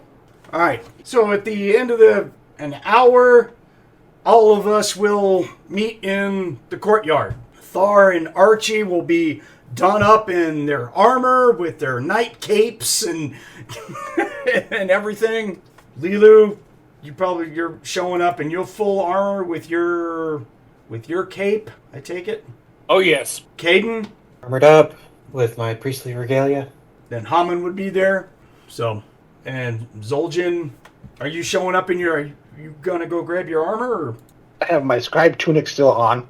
I left all my weapons back at the abode, and I ran towards the fucking Uberman house. God damn! All right. Get me the fuck out of here! Yeah. Okay. All right. Yeah, you show up, so everyone's sitting there. Thar's looking at you, going like, all right then, dude, what's up? I'm here. He's got enough STC, and if the fight happens, well, he can just eat them. He's got armor of Ithin, too, so, I mean. Yeah. He's a mage. He's okay. If they roll over to damage his armor of Ithin, his leather's not going to help with a flying fuck. So... Yep. It's just, his armor is aesthetics, if anything. I put strips of armor, leather on me, it looks pretty. No, it's fancy. I like all fancy stuff. That's right, yeah. See, that's why I said it was pretty. Dyed leather. Rajan. No, I do not wear bow ties, Rajan. No. Go away. So Thar's like, all right, so we've been given the important task by the House Wizard. The House Wizard. We're working for him, and we're gonna go do some stuff in which Kayden is going to talk about now. You're up, little buddy. He will not explain what I don't know. We've been asked to acquire some information from a vessel that will be coming in one of the northern docks. Did he give me a name of that town? Yes, we did. I posted it, guy. The ship's name was Rose Gold. No. I was talking about the name of the location, not the name of the ship. Oh, yes, you did. It's the, if you look at the map, it is the docks to the far north. Outside of the main docks, if you keep going north, there's going to be smaller docks right up there. Just right at the very tip of the edge of the map to the north. There's some small docks up there. Oh, no wonder I didn't realize there was names written on there because it's so small. I wouldn't worry about the names. Yeah, I'll just give the general, northern docks. It is the very northernmost dock. Yeah, that one way the hell up there. I like to stay away from any imperial entanglements. Nice. We have been asked to speak to the ship's mate of the vessel Rose Gold, preferably avoiding the Captain Rose herself. But he has advised us that we should get ourselves some more assistance through the Mercenary Guild Hub at the Sailors Guild House. Lots of danger? Potentially. Okay. I'm not all too familiar with that part of town. Hamon will ask, what kind of danger are we looking at? This vessel is not entirely on the up and up for what it says it is. Being a bit more quiet, it's marked as a trade ship, or a trade supply ship, but it's actually more of a smaller, medium pirate galleon. Oh, good. We're not after fighting with this group. We're just after information, and I have the coin to put forth the information. Alrighty. First, we have to go to the guild. Correct. Alright, let's go get some people. So we're all going to walk to the docks and go find the Sailors Guild. Yes. Cool. So the Sailors Guild is going to actually be inside the main protective walls. Just to the west. You have all the harbor that's right there, and you have that big building that has all the central shipping docks and everything. So it's going to be located in those buildings just right behind it, just east, that first row of buildings right after the, you could say that's like the shipyard offices and stuff like that. So it's going to be one of the buildings right there off the road. So it won't take us very long to get there at all. We're just walking through city streets to go there. Okay? So I guess we'll opt not to ride horses. We're just going to walk there because we can get there pretty easy. You'll find the building. It's pretty busy out here today. Of course, you're looking at like the equivalent of 3 to 4 o'clock in the afternoon by the time we get there. So it's going to be pretty busy with the amount of traffic from the harbor. The harbor's pretty filled up right now. So there's lots of people everywhere, city watch, walking around, but just there's a lot of people. We don't look out of sorts because, we might be the PCs, but, it's not unknown for knights and stuff like that to be around this area. We're still in what they call the inner city, the inner protective walls that goes around the city. So this area is relatively pretty patrolled and somewhat, quote, safe. Shit still happens, but hopefully not as much. But you'll find the building. It's a rather large building. Has a picture of a big ship on it, and it's got several signs on it that says, sailors, merchant house, guild house, all kinds of stuff. And there'll be a bunch of signs that'll say, if this is your first time, check in at the office, the first office. However, they're just trying to get everyone's attention of, you need to go here. So out in the street, there's actually going to be a gnome with a equivalent of like a plank board that he's using like a clipboard. That's exactly what it is. It's a wooden clipboard that he's got a whole bunch of parchment paper attached to it. And on the front is a whole bunch of holders for all kinds of inkwells and charcoal for pencils and stuff like that. So he's dressed rather nicely. You can see him. He's directing people, and he works for the guild. So more than likely, that's probably your first guy. Yeah, well, go up to him. Okay, yeah, he'll look at you. I said he's a gnome, so he's really not that much bigger than you, I think.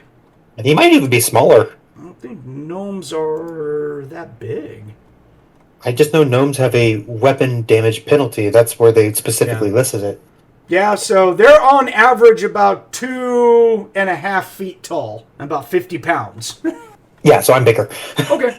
Yeah, so he actually looks at you and looks you up and down, and he's looking at everyone else, and he's just all like, "Hello there, priest of Ruga. How can I help you today?" Well, we're looking to see if we can acquire some more for our crew, some mercenary types.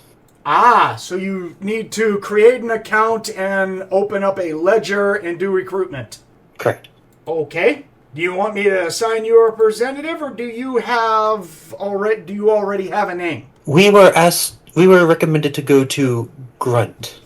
Of course you were. He's already plotting his commission right now. Yeah. Okay. So he goes flipping through all of his papers and pulls out 2 parchment pages and hands them both to you with a very slender piece of charcoal, and he says, "Fill those out and take them into the building, 2nd floor, and you're going to go to office 202. Thank you very much. Not a problem." And he holds out his hand. 5 gold? I don't know how. Thar. What? I cut out. I'm sorry. He looked tasty. Not yet. Yeah. Oh, it's shit. Yeah. Gnomes are good, though. No, like that chicken nuggets. Yeah, Kayden will drop off like 5 gold in his palm. Yeah, I heard you. I was just... He's like popcorn shrimp to you, man. Ugly, they're tasty delicacy. My pa told me a long time ago, never eat the help, so do that. All right, so documents and then escort the drooling troll away. So he looks at the 5 gold and just kind of goes like, and pockets it, and then pays you no mind. Other stuff to do, other business to take. I figured like the living wage and such. It's like 5 gold's a pretty good tip. Yeah, I mean, it's not like he was like, "Ooh, thank you, sir." I mean, he does his job daily, so he's just kind of like, "Cool." It's an average number. Yeah, you're almost Maybe. exactly right. Yep, it's an average. It's an average tax lien. So, all right. So inside and up to the 2nd floor. Go meet with this guy. Yes. I'm gonna The interior- Stop by the gnome. Stop by the gnome real quick, and I'm gonna lean down. And then keep walking. Look Okay. at that, Zoljin.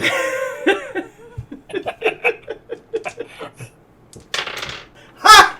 Don't. You do it. He just looks at you and he just shakes his head like he's used to it. He's just like, well, "Oh my God, whatever." You know? Fucking trolls. Yeah. He's like, Start carrying a bottle of aftershave or something they really hate. When he does that, just squirt it into his nose.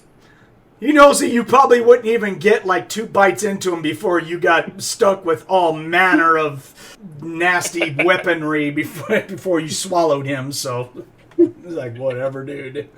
So inside this room, it's big. The stairways are actually big enough and reinforced for larger races, surprisingly. Although, you may take up like all of the staircase there, Zoljin, but it is big enough for you. Which means that we may have to kind of like, help-see our gnome. I got gnomes on the mind now. Our kobold buddy. That's not a problem. She'll just, Having to- if he's having trouble, she'll lean down, scoop him up, and carry him in an arm.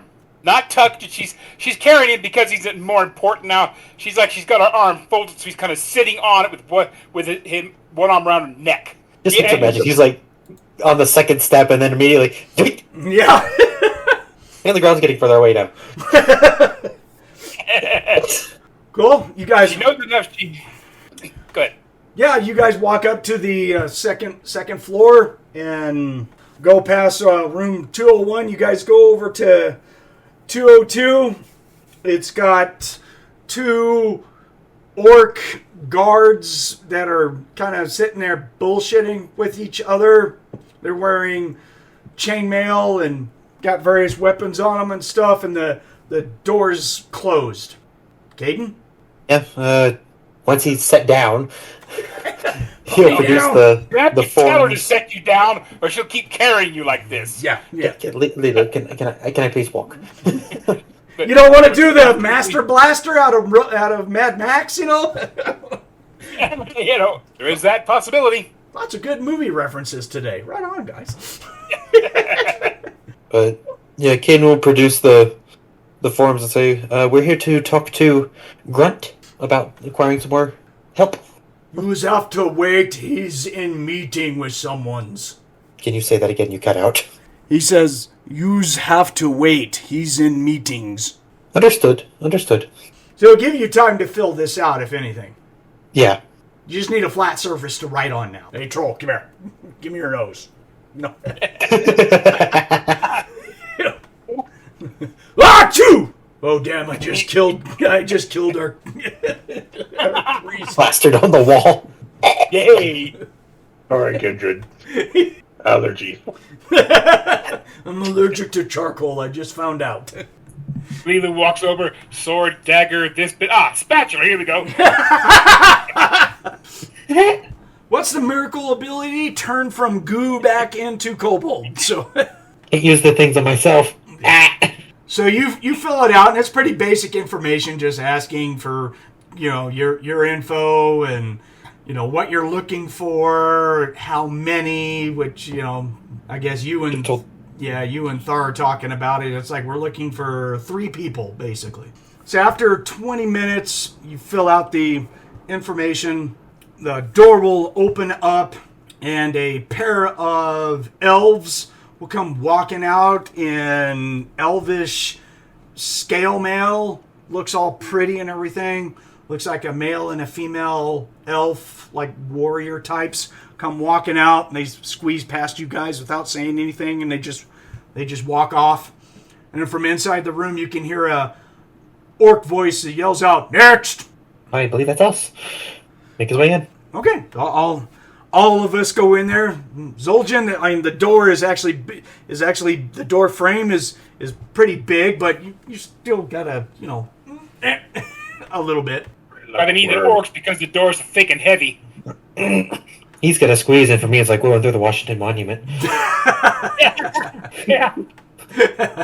So yeah, this room is set up actually pretty nice looking. Wooden floors. There's about 10 chairs in here. A couple of them are actually big enough for a troll or an ogre or something like that. And there's a very elaborate dark oak type desk that is set up. It's really wide.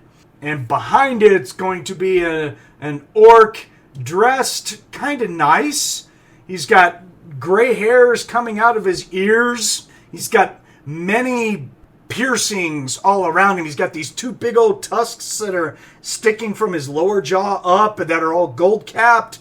He's got gold rings set inside them. They look like they jingle when he moves his head. He's wearing amulets and medallions. He's got rings and everything, bracelets and chains. He looks like a fancy dressed orc. Kind of like, damn. Well, it's obvious he gives a little bit of coin to personal physical aesthetics. So he sees you guys come walking in. He's just all like, and here comes the church. How can I help you, little man? Well, you were sent your way through House Iberman's Elder Akroya, looking for some mercenaries to join our band. Oh, the smile that he puts on his face is both terrifying and it may be comforting, but you're like, it's like a shark grinning. You don't, it's a, what does he mean by, is he hungry? It's like the smile from Finding Nemo with Bruce. Right. Hello. He's like, good old Akroyer. Come on in. Hey, last in line, please close the door, which will be Hamon. Hamon will just close the door and stand there. He'll get on his tiptoes to put his paperwork on the desk. If she has to, she'll lift him up and put him back down gently. You're not. Stop it. Professional setting. Stop it. I don't need uppies.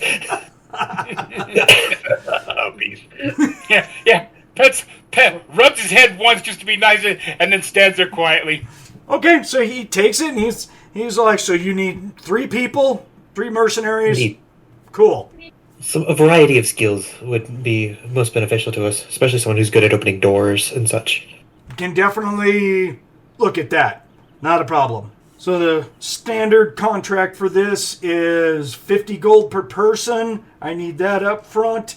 Plus 150 gold for the guild finder's fees. Plus 100 gold for the urgency, because I assume this needs to be today. A Kroyer is always a pain in the ass and wants it done immediately. Indeed. So that's a total of 400. Kayden will drop 450. Okay. Yeah, he takes it up out of the pouch and just kind of weighs it. He doesn't really count it. He just weighs it, and he's all like, always like doing business with the Kroyers. People know how to tip.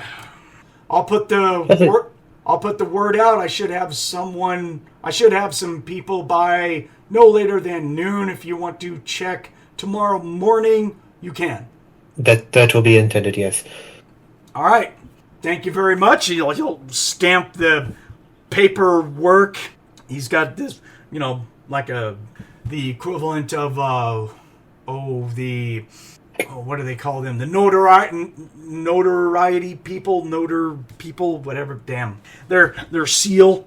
So he'll wax seal it and stamp it and hands one copy to you and says you're going to need that as authorization for the contract. So I'll put the word out and we'll get you some people. Thank you. Pleasure doing business. Sorry, out of character, Keith. I have one question, please. What's up? In this particular case, as far as known, is any of that going to be reimbursed, or this is just simply we need to spend this? I'm wondering if it was considered like an expense of the church. No, this is coming out of Kayden's pocket. Yeah, you guys weren't given any extra money. The wizard, the house wizard didn't give anything. So, but the house wizard stopped me from giving him money. Yeah, he said you were going to need it. So. Okay, then Kayden, on your sheet, put down 200 more gold. She's gonna eat half that cost. Okay, thank you. Not a problem. Yeah, as far as as far as your character knows, Catman, you have no idea who is funding this. Really? No, but he beat her into putting the gold down. So she's like, "Hold it. Here's 200 back when we get a private minute."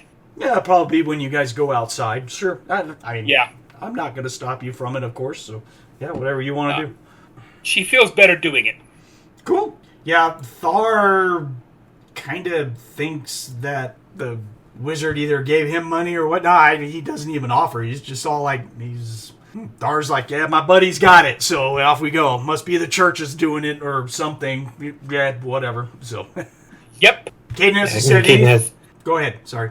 Kayden has enough to where it's not a problem. Yeah. And now that I have the correct sheet. Yeah, and I assume that you haven't said anything to Thar specifically, so I'm just going... What Thar knows is just like, I'm assuming it's all taken care of, so I'm just here for the fun. Yeah.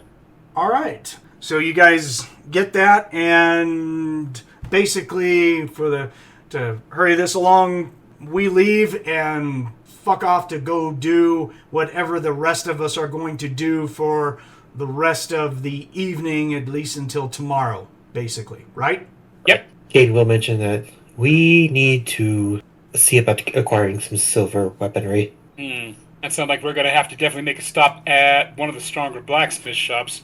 Hopefully, with House Ubman, we'll know where to go to get the good quality materials. Indeed, I would suggest we talk to them first. Yeah. If they have a preferred merchant. That's what I was figuring on. They got a place that's like, yeah, we know them, we deal with them on a regular basis kind of thing. I assume we're having this talk with all of us that we're talking about this? Yes. Okay. Most definitely. Yeah, Thar's going to be like, why do we need silver weaponry? Do you not remember the stories of the vampires walking out of the ocean? Oh, shit. Do you think we're going to encounter those? We're going to the coast, aren't we? Okay. Make sure we got something to fight with. So I don't know about you guys, but my fists and my feet are not going to be that great against them, whether I like it or not. What's the big danger that you did not tell me about? Okay. Yeah, that qualifies. This has something to do with these vampires crawling out of the ocean. I don't have any more information aside from that.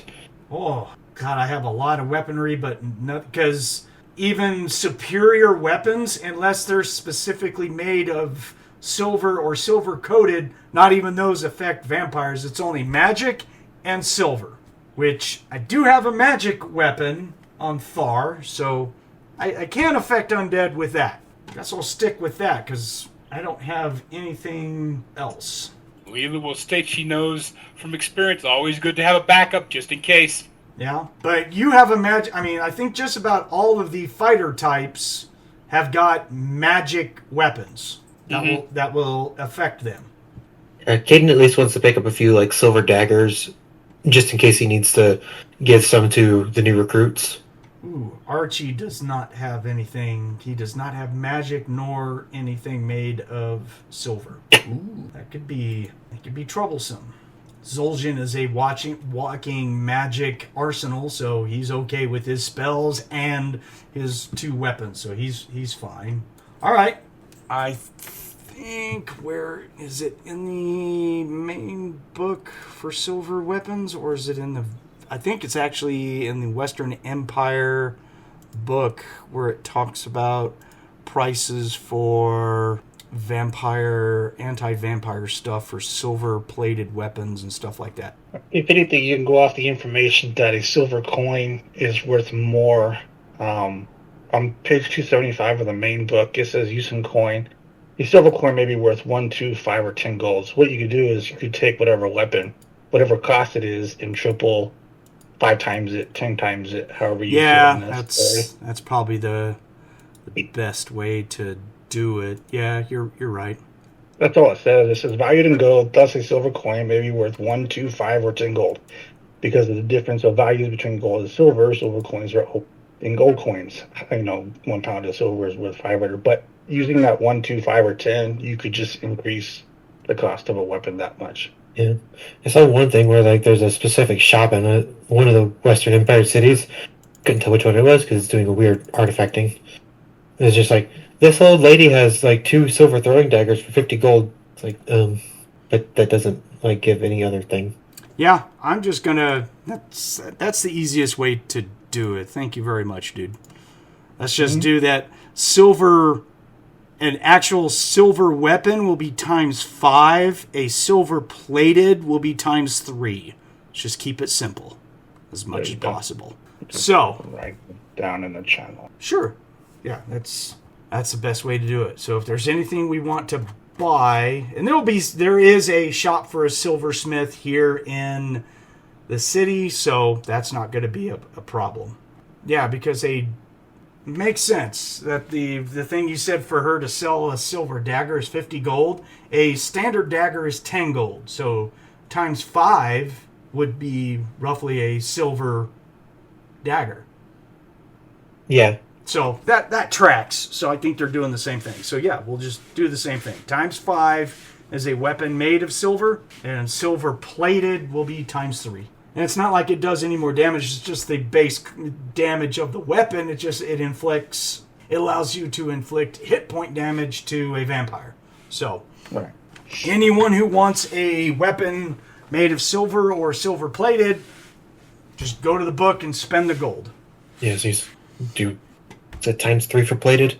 Yes, times 3 for silver plated. Kayden will buy 4 silver plated daggers. I'm going to get a silver plated longsword and a silver plated dagger for Archie, just in case. So, all right.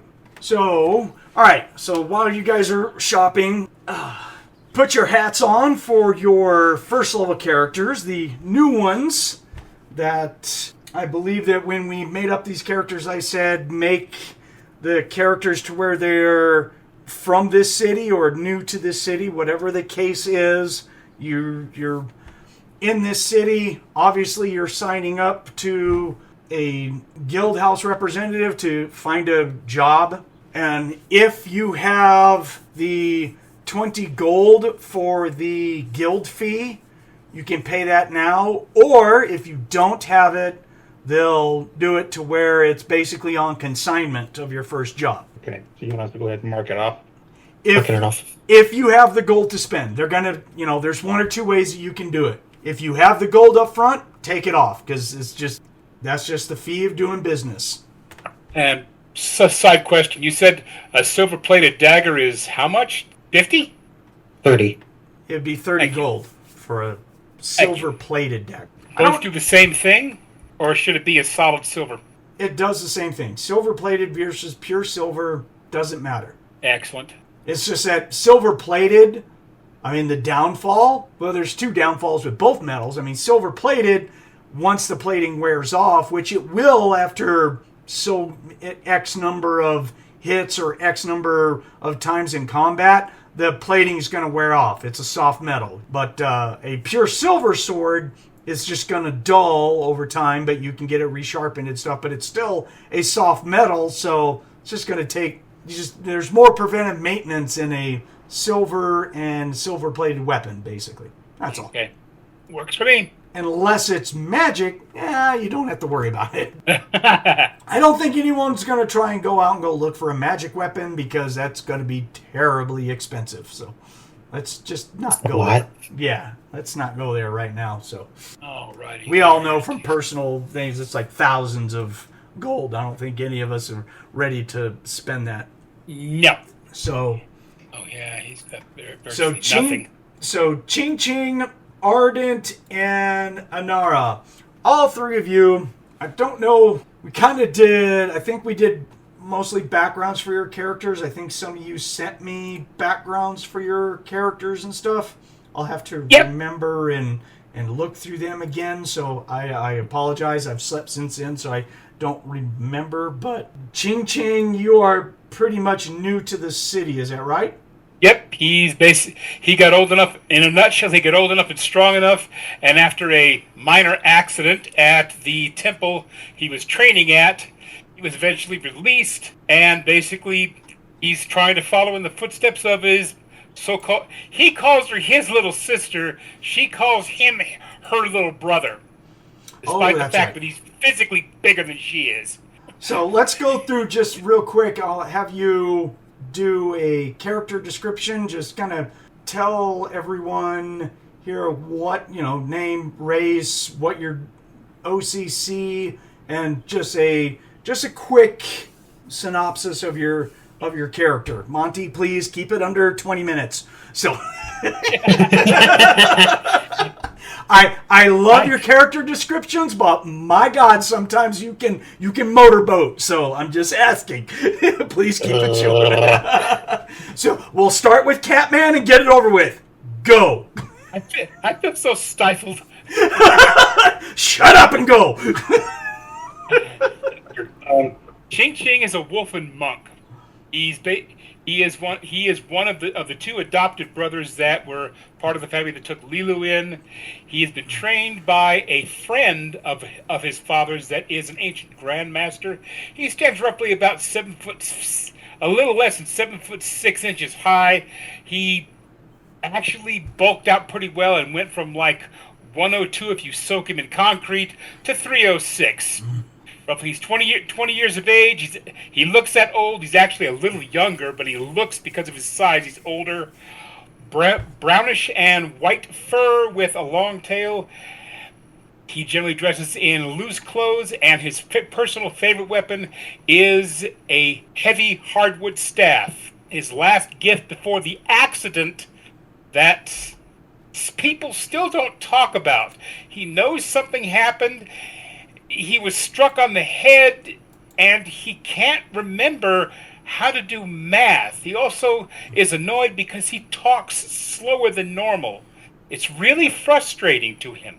Beyond that, he's trying to follow in her footsteps, and he was told through a few leads here and there and some people that know about it that his big sister was seen in this city. So he's traveled this way. Okay.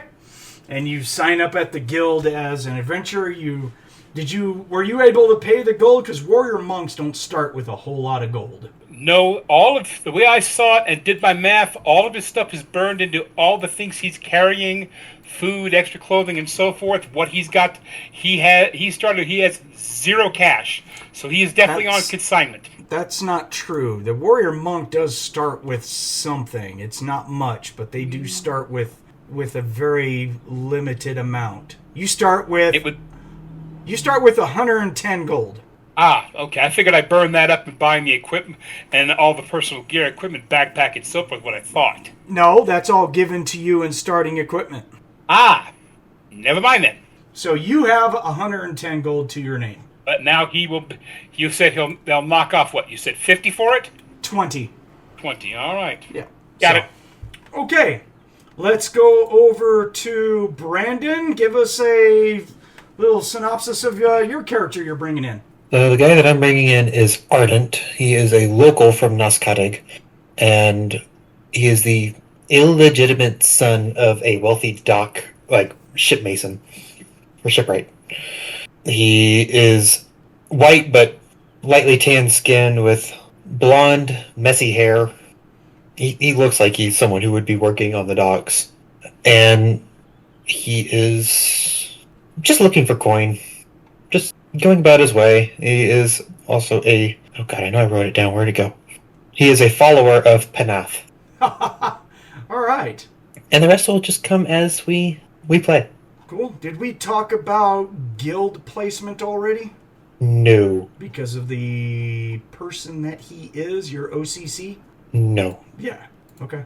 We'll probably have to discuss that because you are guild-oriented, and if you're here in this city, you have to be part of the guild to get jobs and stuff. So, And yeah. I did pay my 20 gold. Okay.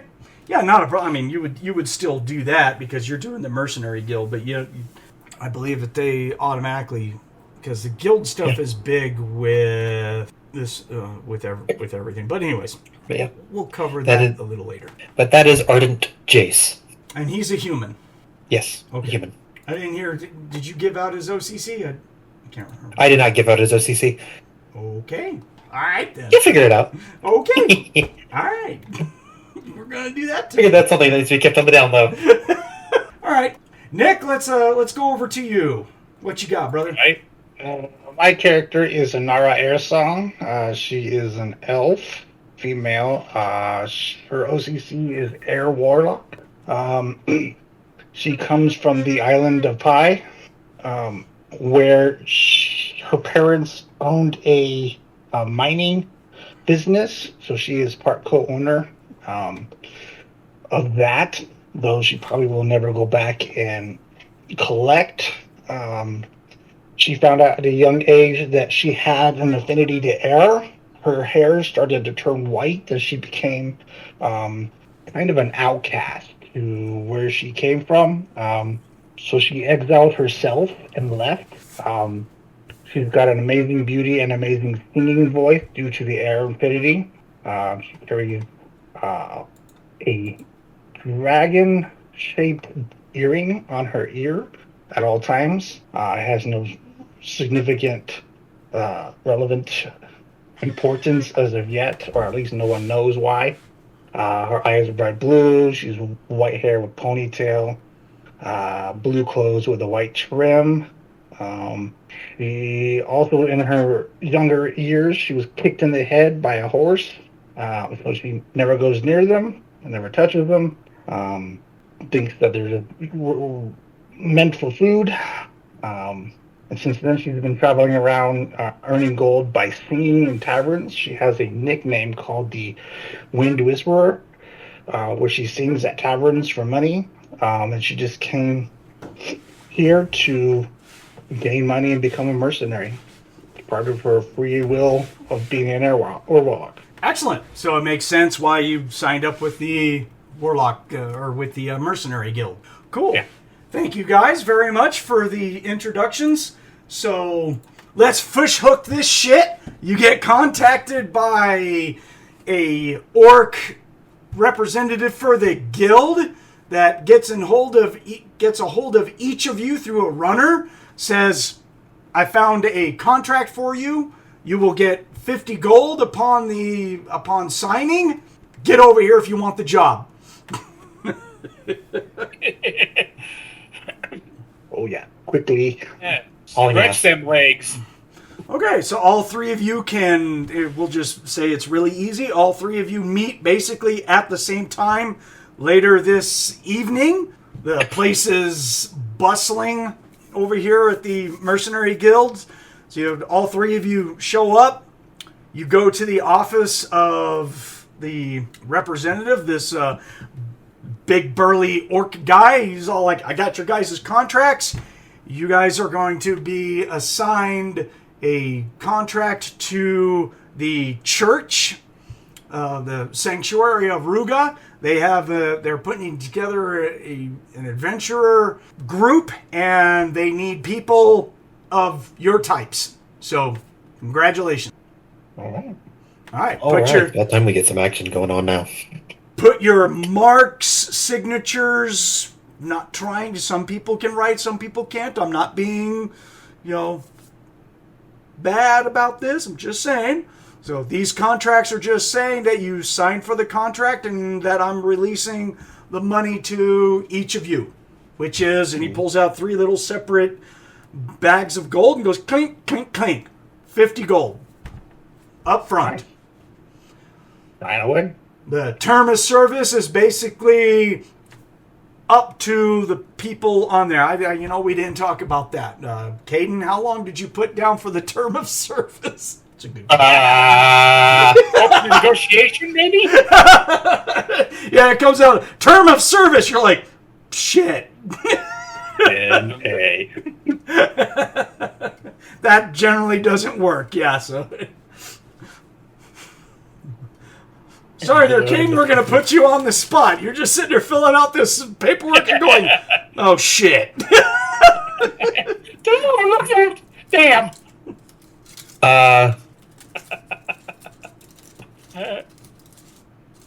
Jeopardy theme in the background. A week. Yeah, a week with room for further employment. Ding! I just see Kayden going like, yeah, looking over at Thar. What do I put in? Like, fuck if I know. What do I just help you run the thing. I don't know that. It's Zoljin. Put weak. God, Thank you, Zoljin.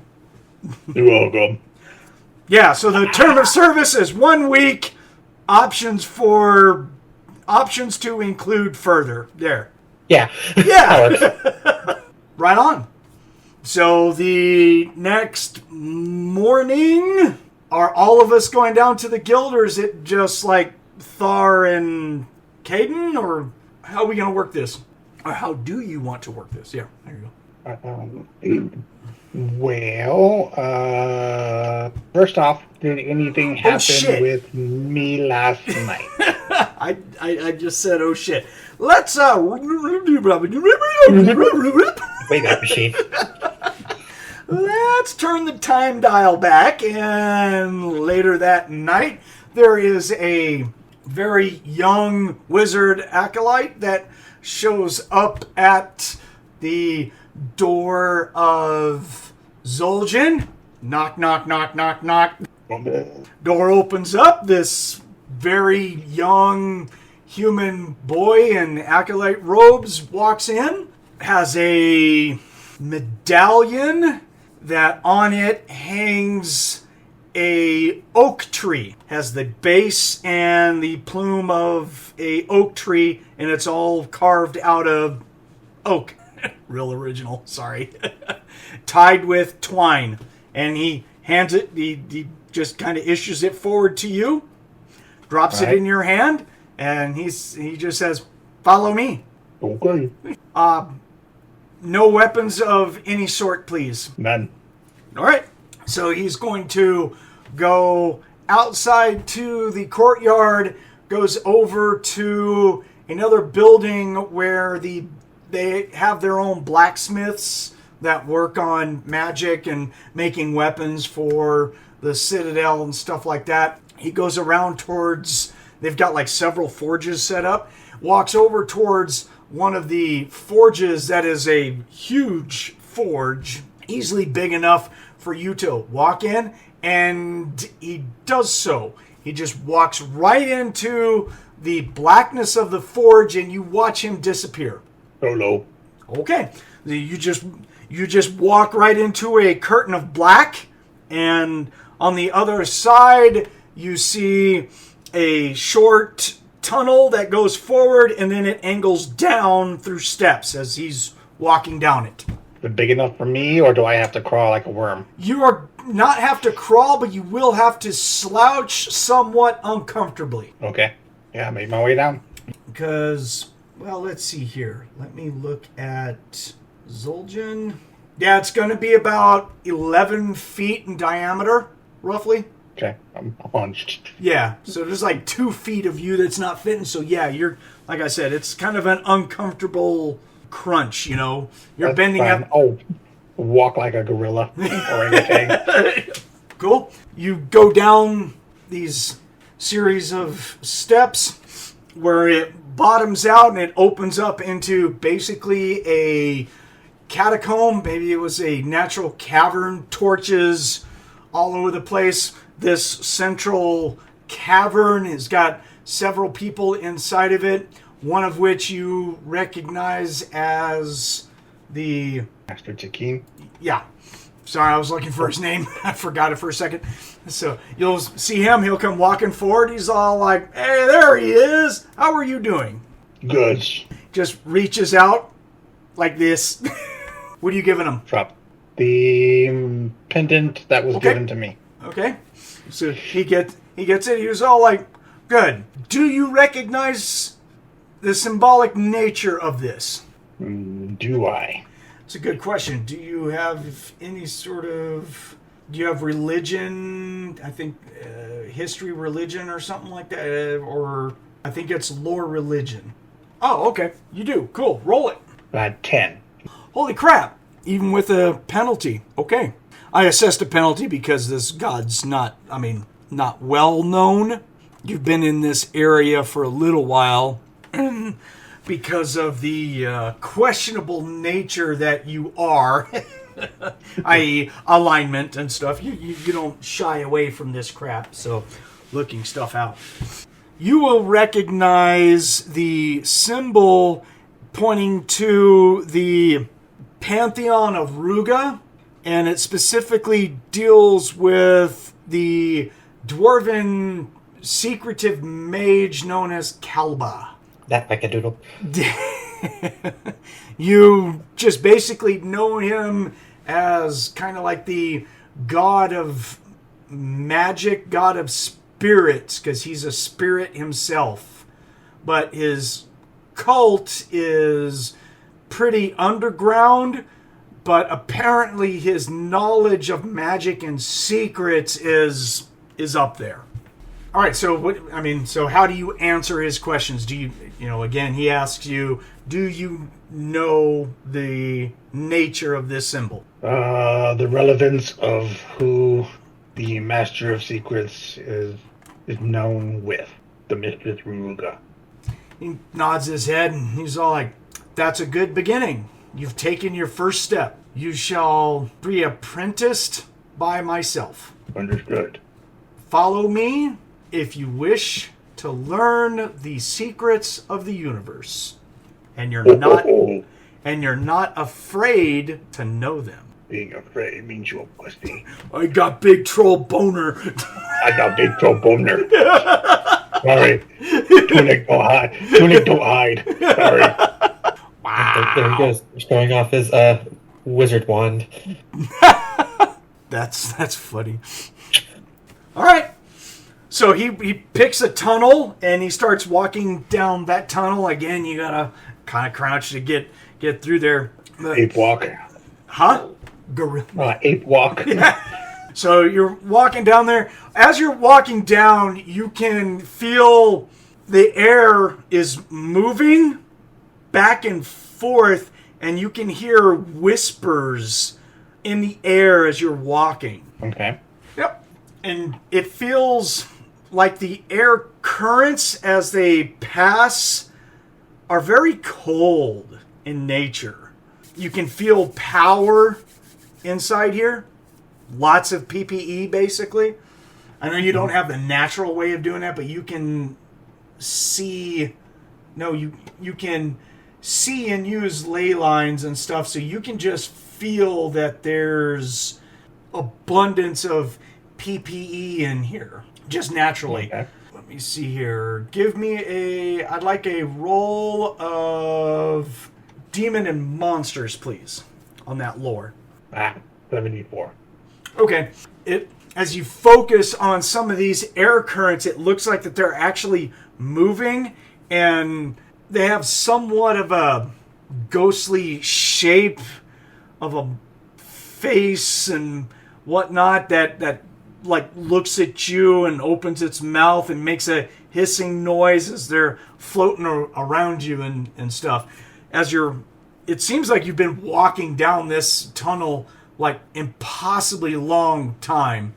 You somewhat lose sight of Master Takeen. Yeah, Master Takeen as he walks forward, but you can hear his voice echo to you, keep walking, keep following.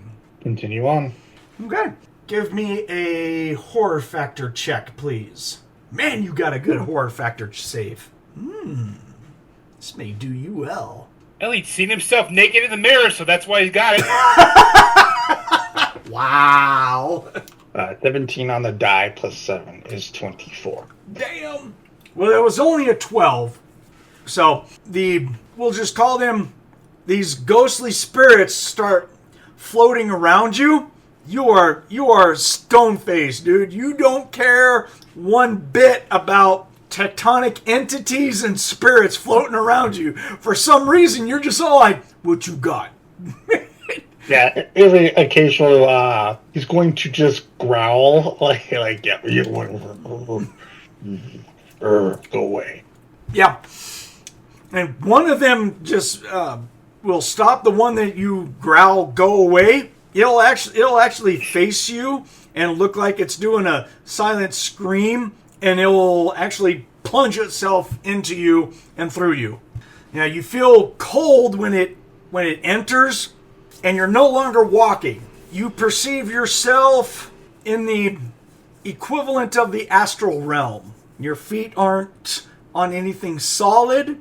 You have a gray mist that your vision can't penetrate after, say, roughly like 20 feet or so. You think about moving, and you start to move forward through just thinking about it, like force of will. Just comes naturally to you. You're just like, I got this. I like levitation, but I can move forward. Right.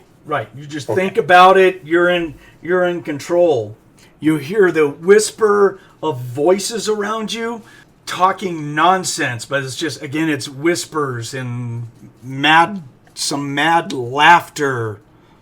And then you feel like this nudging, like someone put their hand next to your soul and just kind of like pushed it aside. You can feel and perceive your body still there, but your soul, your energy moves off to the side, and then you feel something else is with you. Inside you, maybe? Or is with you. And it's happy. It's looking through your eyes, and you can feel this powerful entity inside that says, it is good you're not afraid. I like this. I can use you. It'll state, ask what you seek. Knowledge. Power comes with my unity. Knowledge is what you ask for. What do you ask? Can I picture the image of the symbol? Absolutely. I do so. These secrets are known to me, and they'll be known to you, but only if you serve as with my vessel. I need to see into your world, and to do that, you have to open yourself to me. I get to see through your eyes, and then I will teach you and instruct you. Do you seek this, or are you forever damned? I agree. Ooh. I am yours. Ooh. He's going to have two friends inside of his head. Okay. Yeah, so he'll say, so be it. And then he'll leave your body. You come back to, you feel yourself sliding back into your body. And you blink for a little bit. And Master Takin is in front of you. You're in that audience, the main chamber again. He growls and then gets up. Master Takin looks at you, and he hands you the symbol back, and he says, wear this underneath your clothes at all times.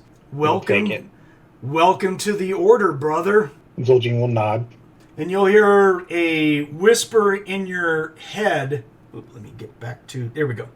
But anyways. So you get a whisper in your head that shows that symbol and has a name attached to it in the whisperings that says, this belongs to Gerald Uberman.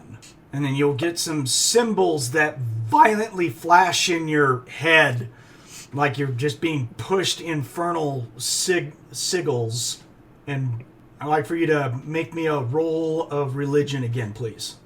25. Okay. You will, and in these symbols that just bombard you, you realize you're looking at the symbols for the dread undead god Vlad Tagore. Just for your info, I'm just putting it in the chat so you can reference. So there is a link that this Gerard Uberman worships Vlad Tagore. Okay. And basically what you immediately regard Vlad Tagore as is he is the god of the undead for Ruga's pantheon. He is the vampire boy. Oh boy.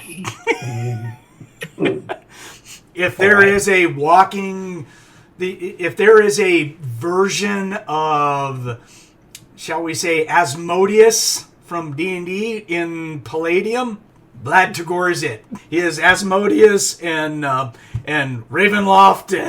He's all of them wrapped up into one guy. There he is. There you go.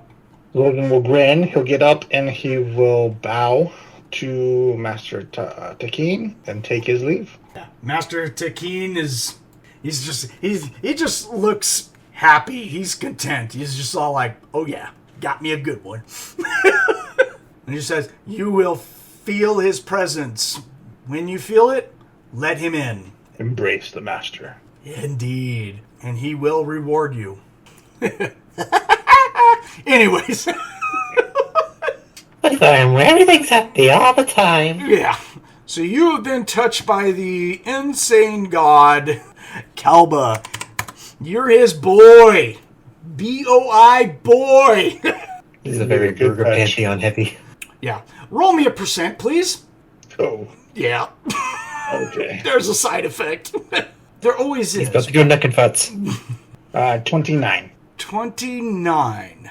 Okay. You feel this compulsion that Kalba wants materials for him, meaning he wants stuff that doesn't belong to you. So from now on, you will take what's not yours and keep it for Kalba and for you. Will he give me an indication of what he wants? No, you just feel that stuff needs to be yours to keep from him. Okay. In short, you are a kleptomaniac and you will steal for Kalba. I'm an open kleptomaniac. Yep. So please play it according. There's no save for this. This is just a side effect of Kalba's touch. Yeah, he got touched all right. Yeah, I got touched. Oh, yeah. Oh yeah. Oh, yeah. The Kool-Aid is thick with this one. So, oh yeah. Richard. Say what? I'm sorry? Oh, yeah. Yeah. For sure. Zoljin. Okay. I'm just looking at something real quick here. Give me a second. So you will find through... Yeah, you just instinctively know this. This is a gift because of the other gift you just rolled. But you can put on your spell list that you have the level 8 spell Commune with Spirits now. So you can add it to your spell repertoire. That's like the beginning thing that he does, just because he just goes, boink, there you go, dude. You can have that. More to come as you continue on with your service to Kalba. So you gained a spell, you gained an insanity, and you gain that at random times he can experience you whenever he wants. Man, you just injected the Kool-Aid straight to the brain hole. I did. Some guys drink, some guys sip the Kool-Aid, some guys drink. You put a straw in the container, inhaled, and stopped when you swallowed the jug. I fucking took a jump in that pool, son. I You tried to drown him on purpose. I did. I drowned myself, and I'm taking it all in. Yeah, not only the breathing straw supposed to be above the pool level, you had it 2 feet down below the level. Oh, this is gonna bode well with Anara. Oh, God. It's gonna really? bode well. We've got 2 people who worship Ruga. We're bringing in someone who worships Panath. I don't think Panath will care. Ruga herself really doesn't care about Panath. In fact, they're kind of weirdly buddy sort of. Oh, it's weird. It's like, I know you're a little shit, but you're chill. Come on. Yeah, it's. Good way to put it. Nobody cares about Panath. No, yeah, that's the thing. No one cares. Ruga looks at Panath and just like, whatever, dude. Just do what you gotta do. Now, Kalba, she's all like, you little fucker, stay over there. And he's like, hey, you locked me here. I have to stay here. Exactly. Stay over there. God damn it. Kalba's a whack job. Yeah, oh, Kalba is a whack job. That he is a whack job, but he likes people who let him in. So yeah. I mean, but none of the gods are omnipotent. They only see what their followers see. They like to be able to see. Well, especially Kalba, because Kalba has no physical form. The only way he gets to enact with the physical realm in Palladium is through his followers. This will be fun. Yeah, he gets to possess his followers. Oh, yeah. And there's good and bad of letting him in your head at times. I mean, it's just one of those things. Yeah. But you also know that through this possession, you have this ability that, well, I wouldn't say ability, but anyways, you don't speak his name. Ever. Right. If someone else speaks it, you just deny it. But you know to never speak his name. Is it one of those things where if you try to say the name, it just never comes out? Yes. Because you are part of his cult. His cult is a somewhat secretive cult. We know you found him easily, but it was supposed to be that way, apparently. So, because you just walked in there and you're just all like, I am deep sea diving in the pool of Kalba. Blah! And he's like, right on. No, I did get invited to that other meeting. Yeah, you don't have to worry about that anymore. I am the meeting. Wow. You are the head speaker. You got it, big guy. So, yeah. More stuff happens through levels and role-playing and all kinds of shit like that. It's just, at this point, it's fun, but, as far as a random insanity goes, you didn't really get a bad one. You just, 5-finger discount a lot of shit. That'll be fun. Yeah. And you don't even have the right skill for it, but, who cares, right? Right. You're not looking to pickpocket, you just pick up shit. This is shiny. Right. This is mine. Yeah.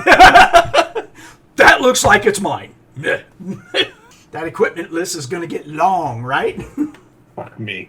Well, I got the carry capacity, so. Okay, now we can move on to the next morning. So let's go back to the original question. Kayden, are you going to go there and check in the morning by yourself, or how are you doing this? I figured I'd at least bring LeeLuu and Thar. Okay. Your If we have to protection come doesn't back, like being left behind. if we have to go back later in the day, like if all 3 aren't there, then maybe at that point we'd bring the entire crew. No, all 3 of them are going to be there because they were told that night, be here in the morning because the contract guy will be here in the morning to check in, and you guys have already been hired. So be here for breakfast serving, and the contract is now on. So yeah, all 3 of them will know. So yeah, if you take, so it'll be yourself and LeeLuu and Thar. Basically, the rest of them are, doing stuff. Yeah. Cool. We'll go there for breakfast. Go into the guild house. You walk up to go talk to the orc grunt, and he says, they're at table 5, waiting for you. Contract filled. Thank you. Thank you kindly. You guys will walk down and meet. And then for some weird reason, there's screeching between LeeLuu and Ching-Ching as they see each other. Depends on which one can pick the other one up higher. She is overjoyed to see her little brother. And he makes the same comment regarding his little sister, even though he's about 5 inches taller than she is. And Kayden's just going to turn to Thar. It's like, do they know each other?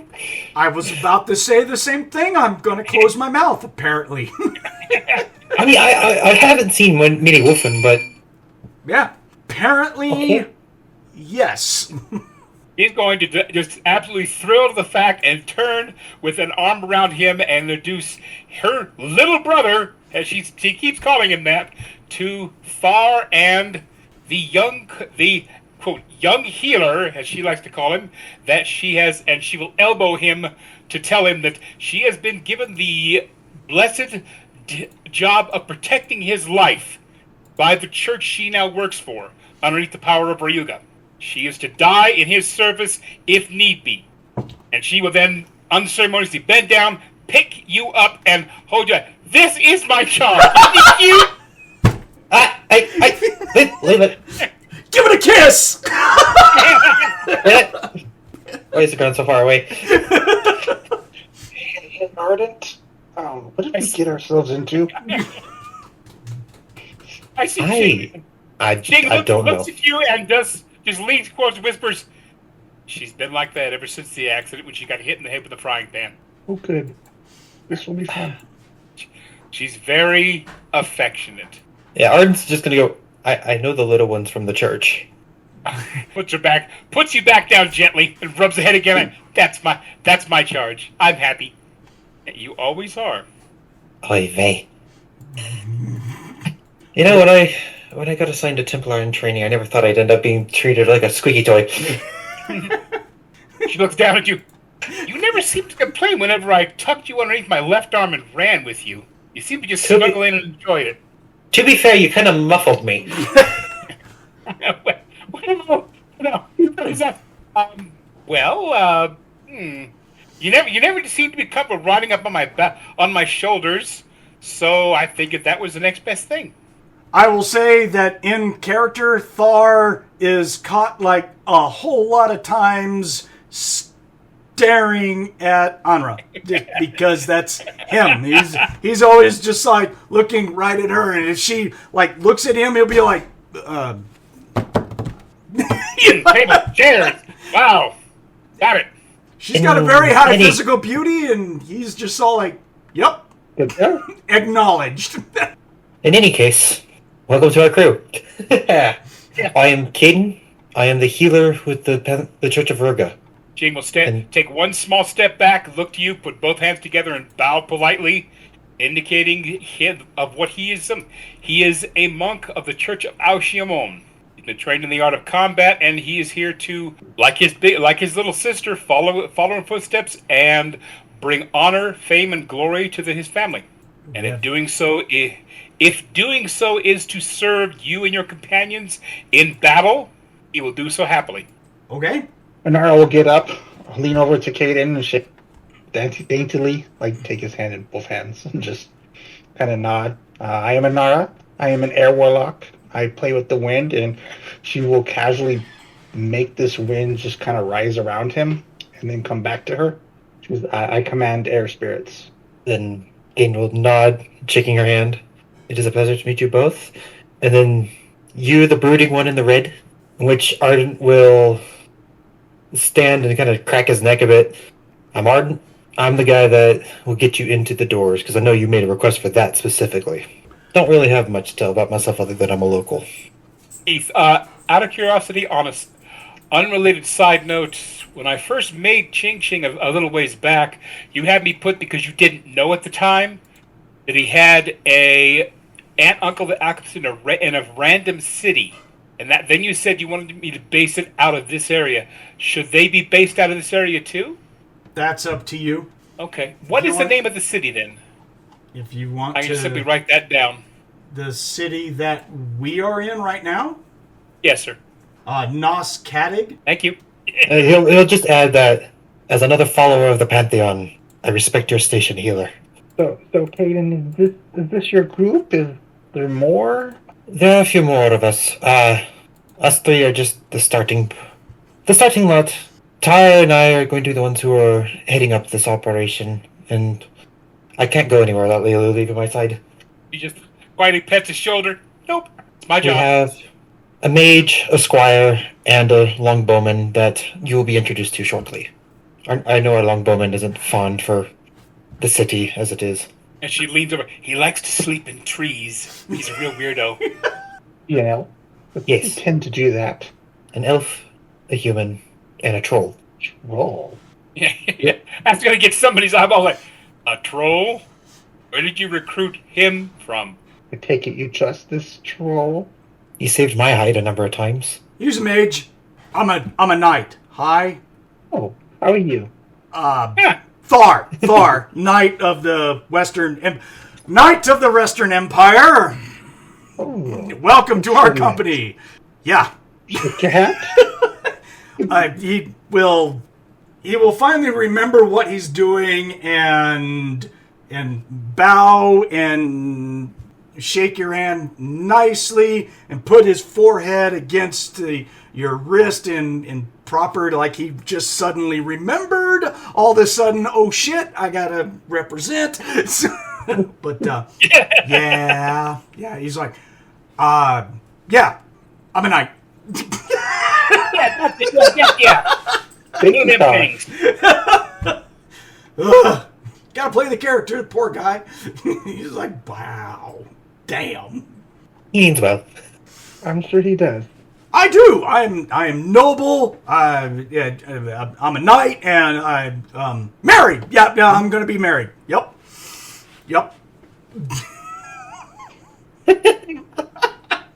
Okay Get then. a load of this guy. Yeah, In there somewhere.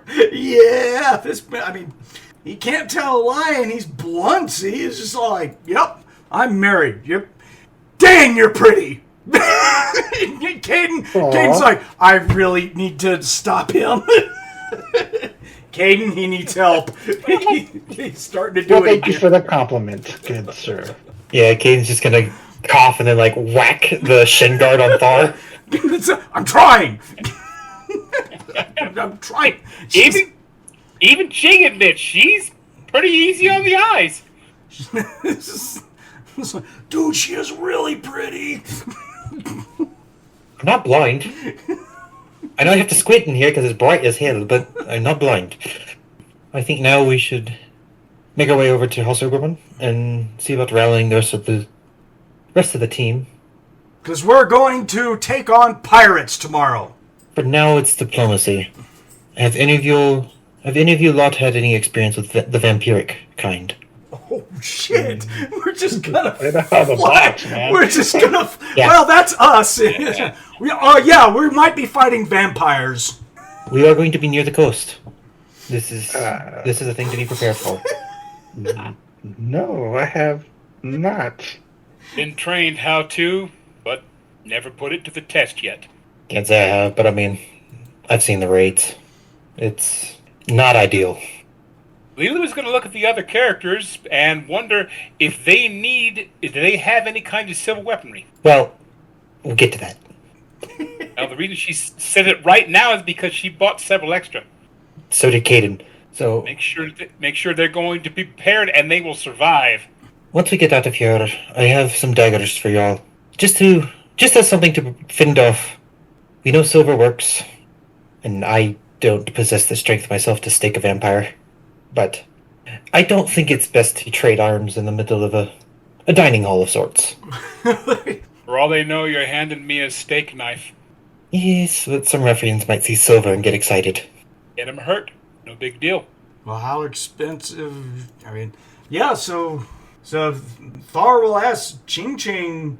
They'll just be like, so monk. I mean, is there like weapons that you can fight with that we can look at getting silver ones for you? What can you use? Nope. Lean over and bring that 7-foot staff up and like my best one. Don't know if we can get it capped with silver, but I wouldn't mind. What else can you fight with? Cracks his knuckles. That's it? No swords, Nope. lances, spears, nets? I've been taught to use smaller edged weapons. These are my primary for now. As I grow in strength, things may open up.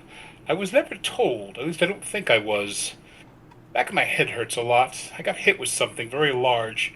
Yeah, 'cause if you bring up, like, spears or whatnot, I mean, I'm sure we can get staffs, but, I mean, if you're trained in spears aren't that expensive. We can get a silver-plated spear for him. Yeah, he most certainly can use a spear. Okay. And he could state that in his mind, a spear is simply a better extension of a staff. He's got no problem with that. Yeah, a silver-plated spear would suit you well, and that's only 90 gold. We can take care of that, and we can find that easy. Have to go do some shopping then. Yeah, and Ardent chime in. I may need some arrows. That'll work. Oh, yeah, LeeLuu can state that, yeah, arrows are not a problem. I know, because I know we've used some to the nature through... Not of the bow and arrow type. Specifically crossbow. I need bolts. Ah. We can find those. Sounds like the Uberman's blacksmith is going to be making a little extra money on us. Yeah. Well, maybe. I don't want to just take the free ride on coin. I can chip in for some of the bill as well. But I know silver's pricey. They're usually taken care of. Anara, you fight with anything? Do you need swords? Anything like that?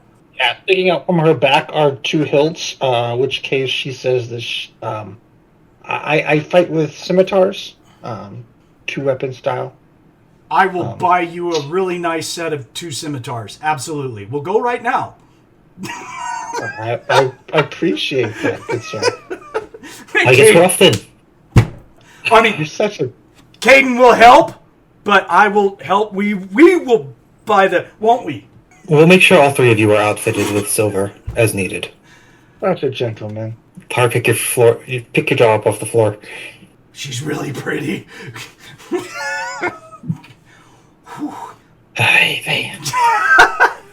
I will have to apologize for my companion. He gets lost in appearances, except for his own. It's okay, Master Kayden. I'm used to it, especially around these parts. Sailors don't usually hold their tongues. Well, you'll find that neither of us hold our tongues very well, especially not this one. I have a squire, Archie. He'll be with us too. Kayden will start ushering people out the door. We've got to go. Distract Thar before he makes himself look any more stupid. Yeah, he's gonna continue to say dumb shit until we so, like, I mean, he's a big human, but still, his physical beauty's only a 9. So yeah, he's like an ogre hitting on a lingerie model or something like that. He's just like, hi. So just a little bit under that. Just gotta play the character though, dude. So Yeah. hey, I got the house wizard wants to turn me into charcoal briquettes. So I mean, Yeah. This next pet bird. big dumb, it'll be a big dumb crow or something like that. It's Roar. Well, like I said, better that than being introduced to his whisk broom.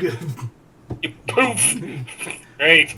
That would suck. Yeah, cool. All right, so we got these guys together. So we're going to go back to House Uberman and basically get ready to head out for our first adventure with the all-new group and everything, right?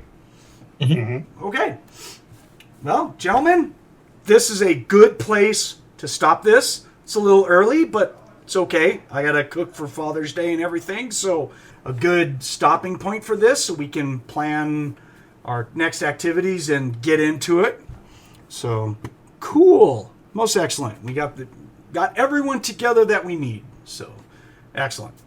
So, Monte, thank you very much for showing up, Catman. I super appreciate it. Nick, thank you very much for showing up in gaming. And Brandon, thank you very much for showing up in gaming. All of us at Psycho Squad appreciate everyone for listening in. So, I'm hoping to grow the channel a little bit. I've got some Warhammer stuff that's going on here at the house that Thomas and I are putting together.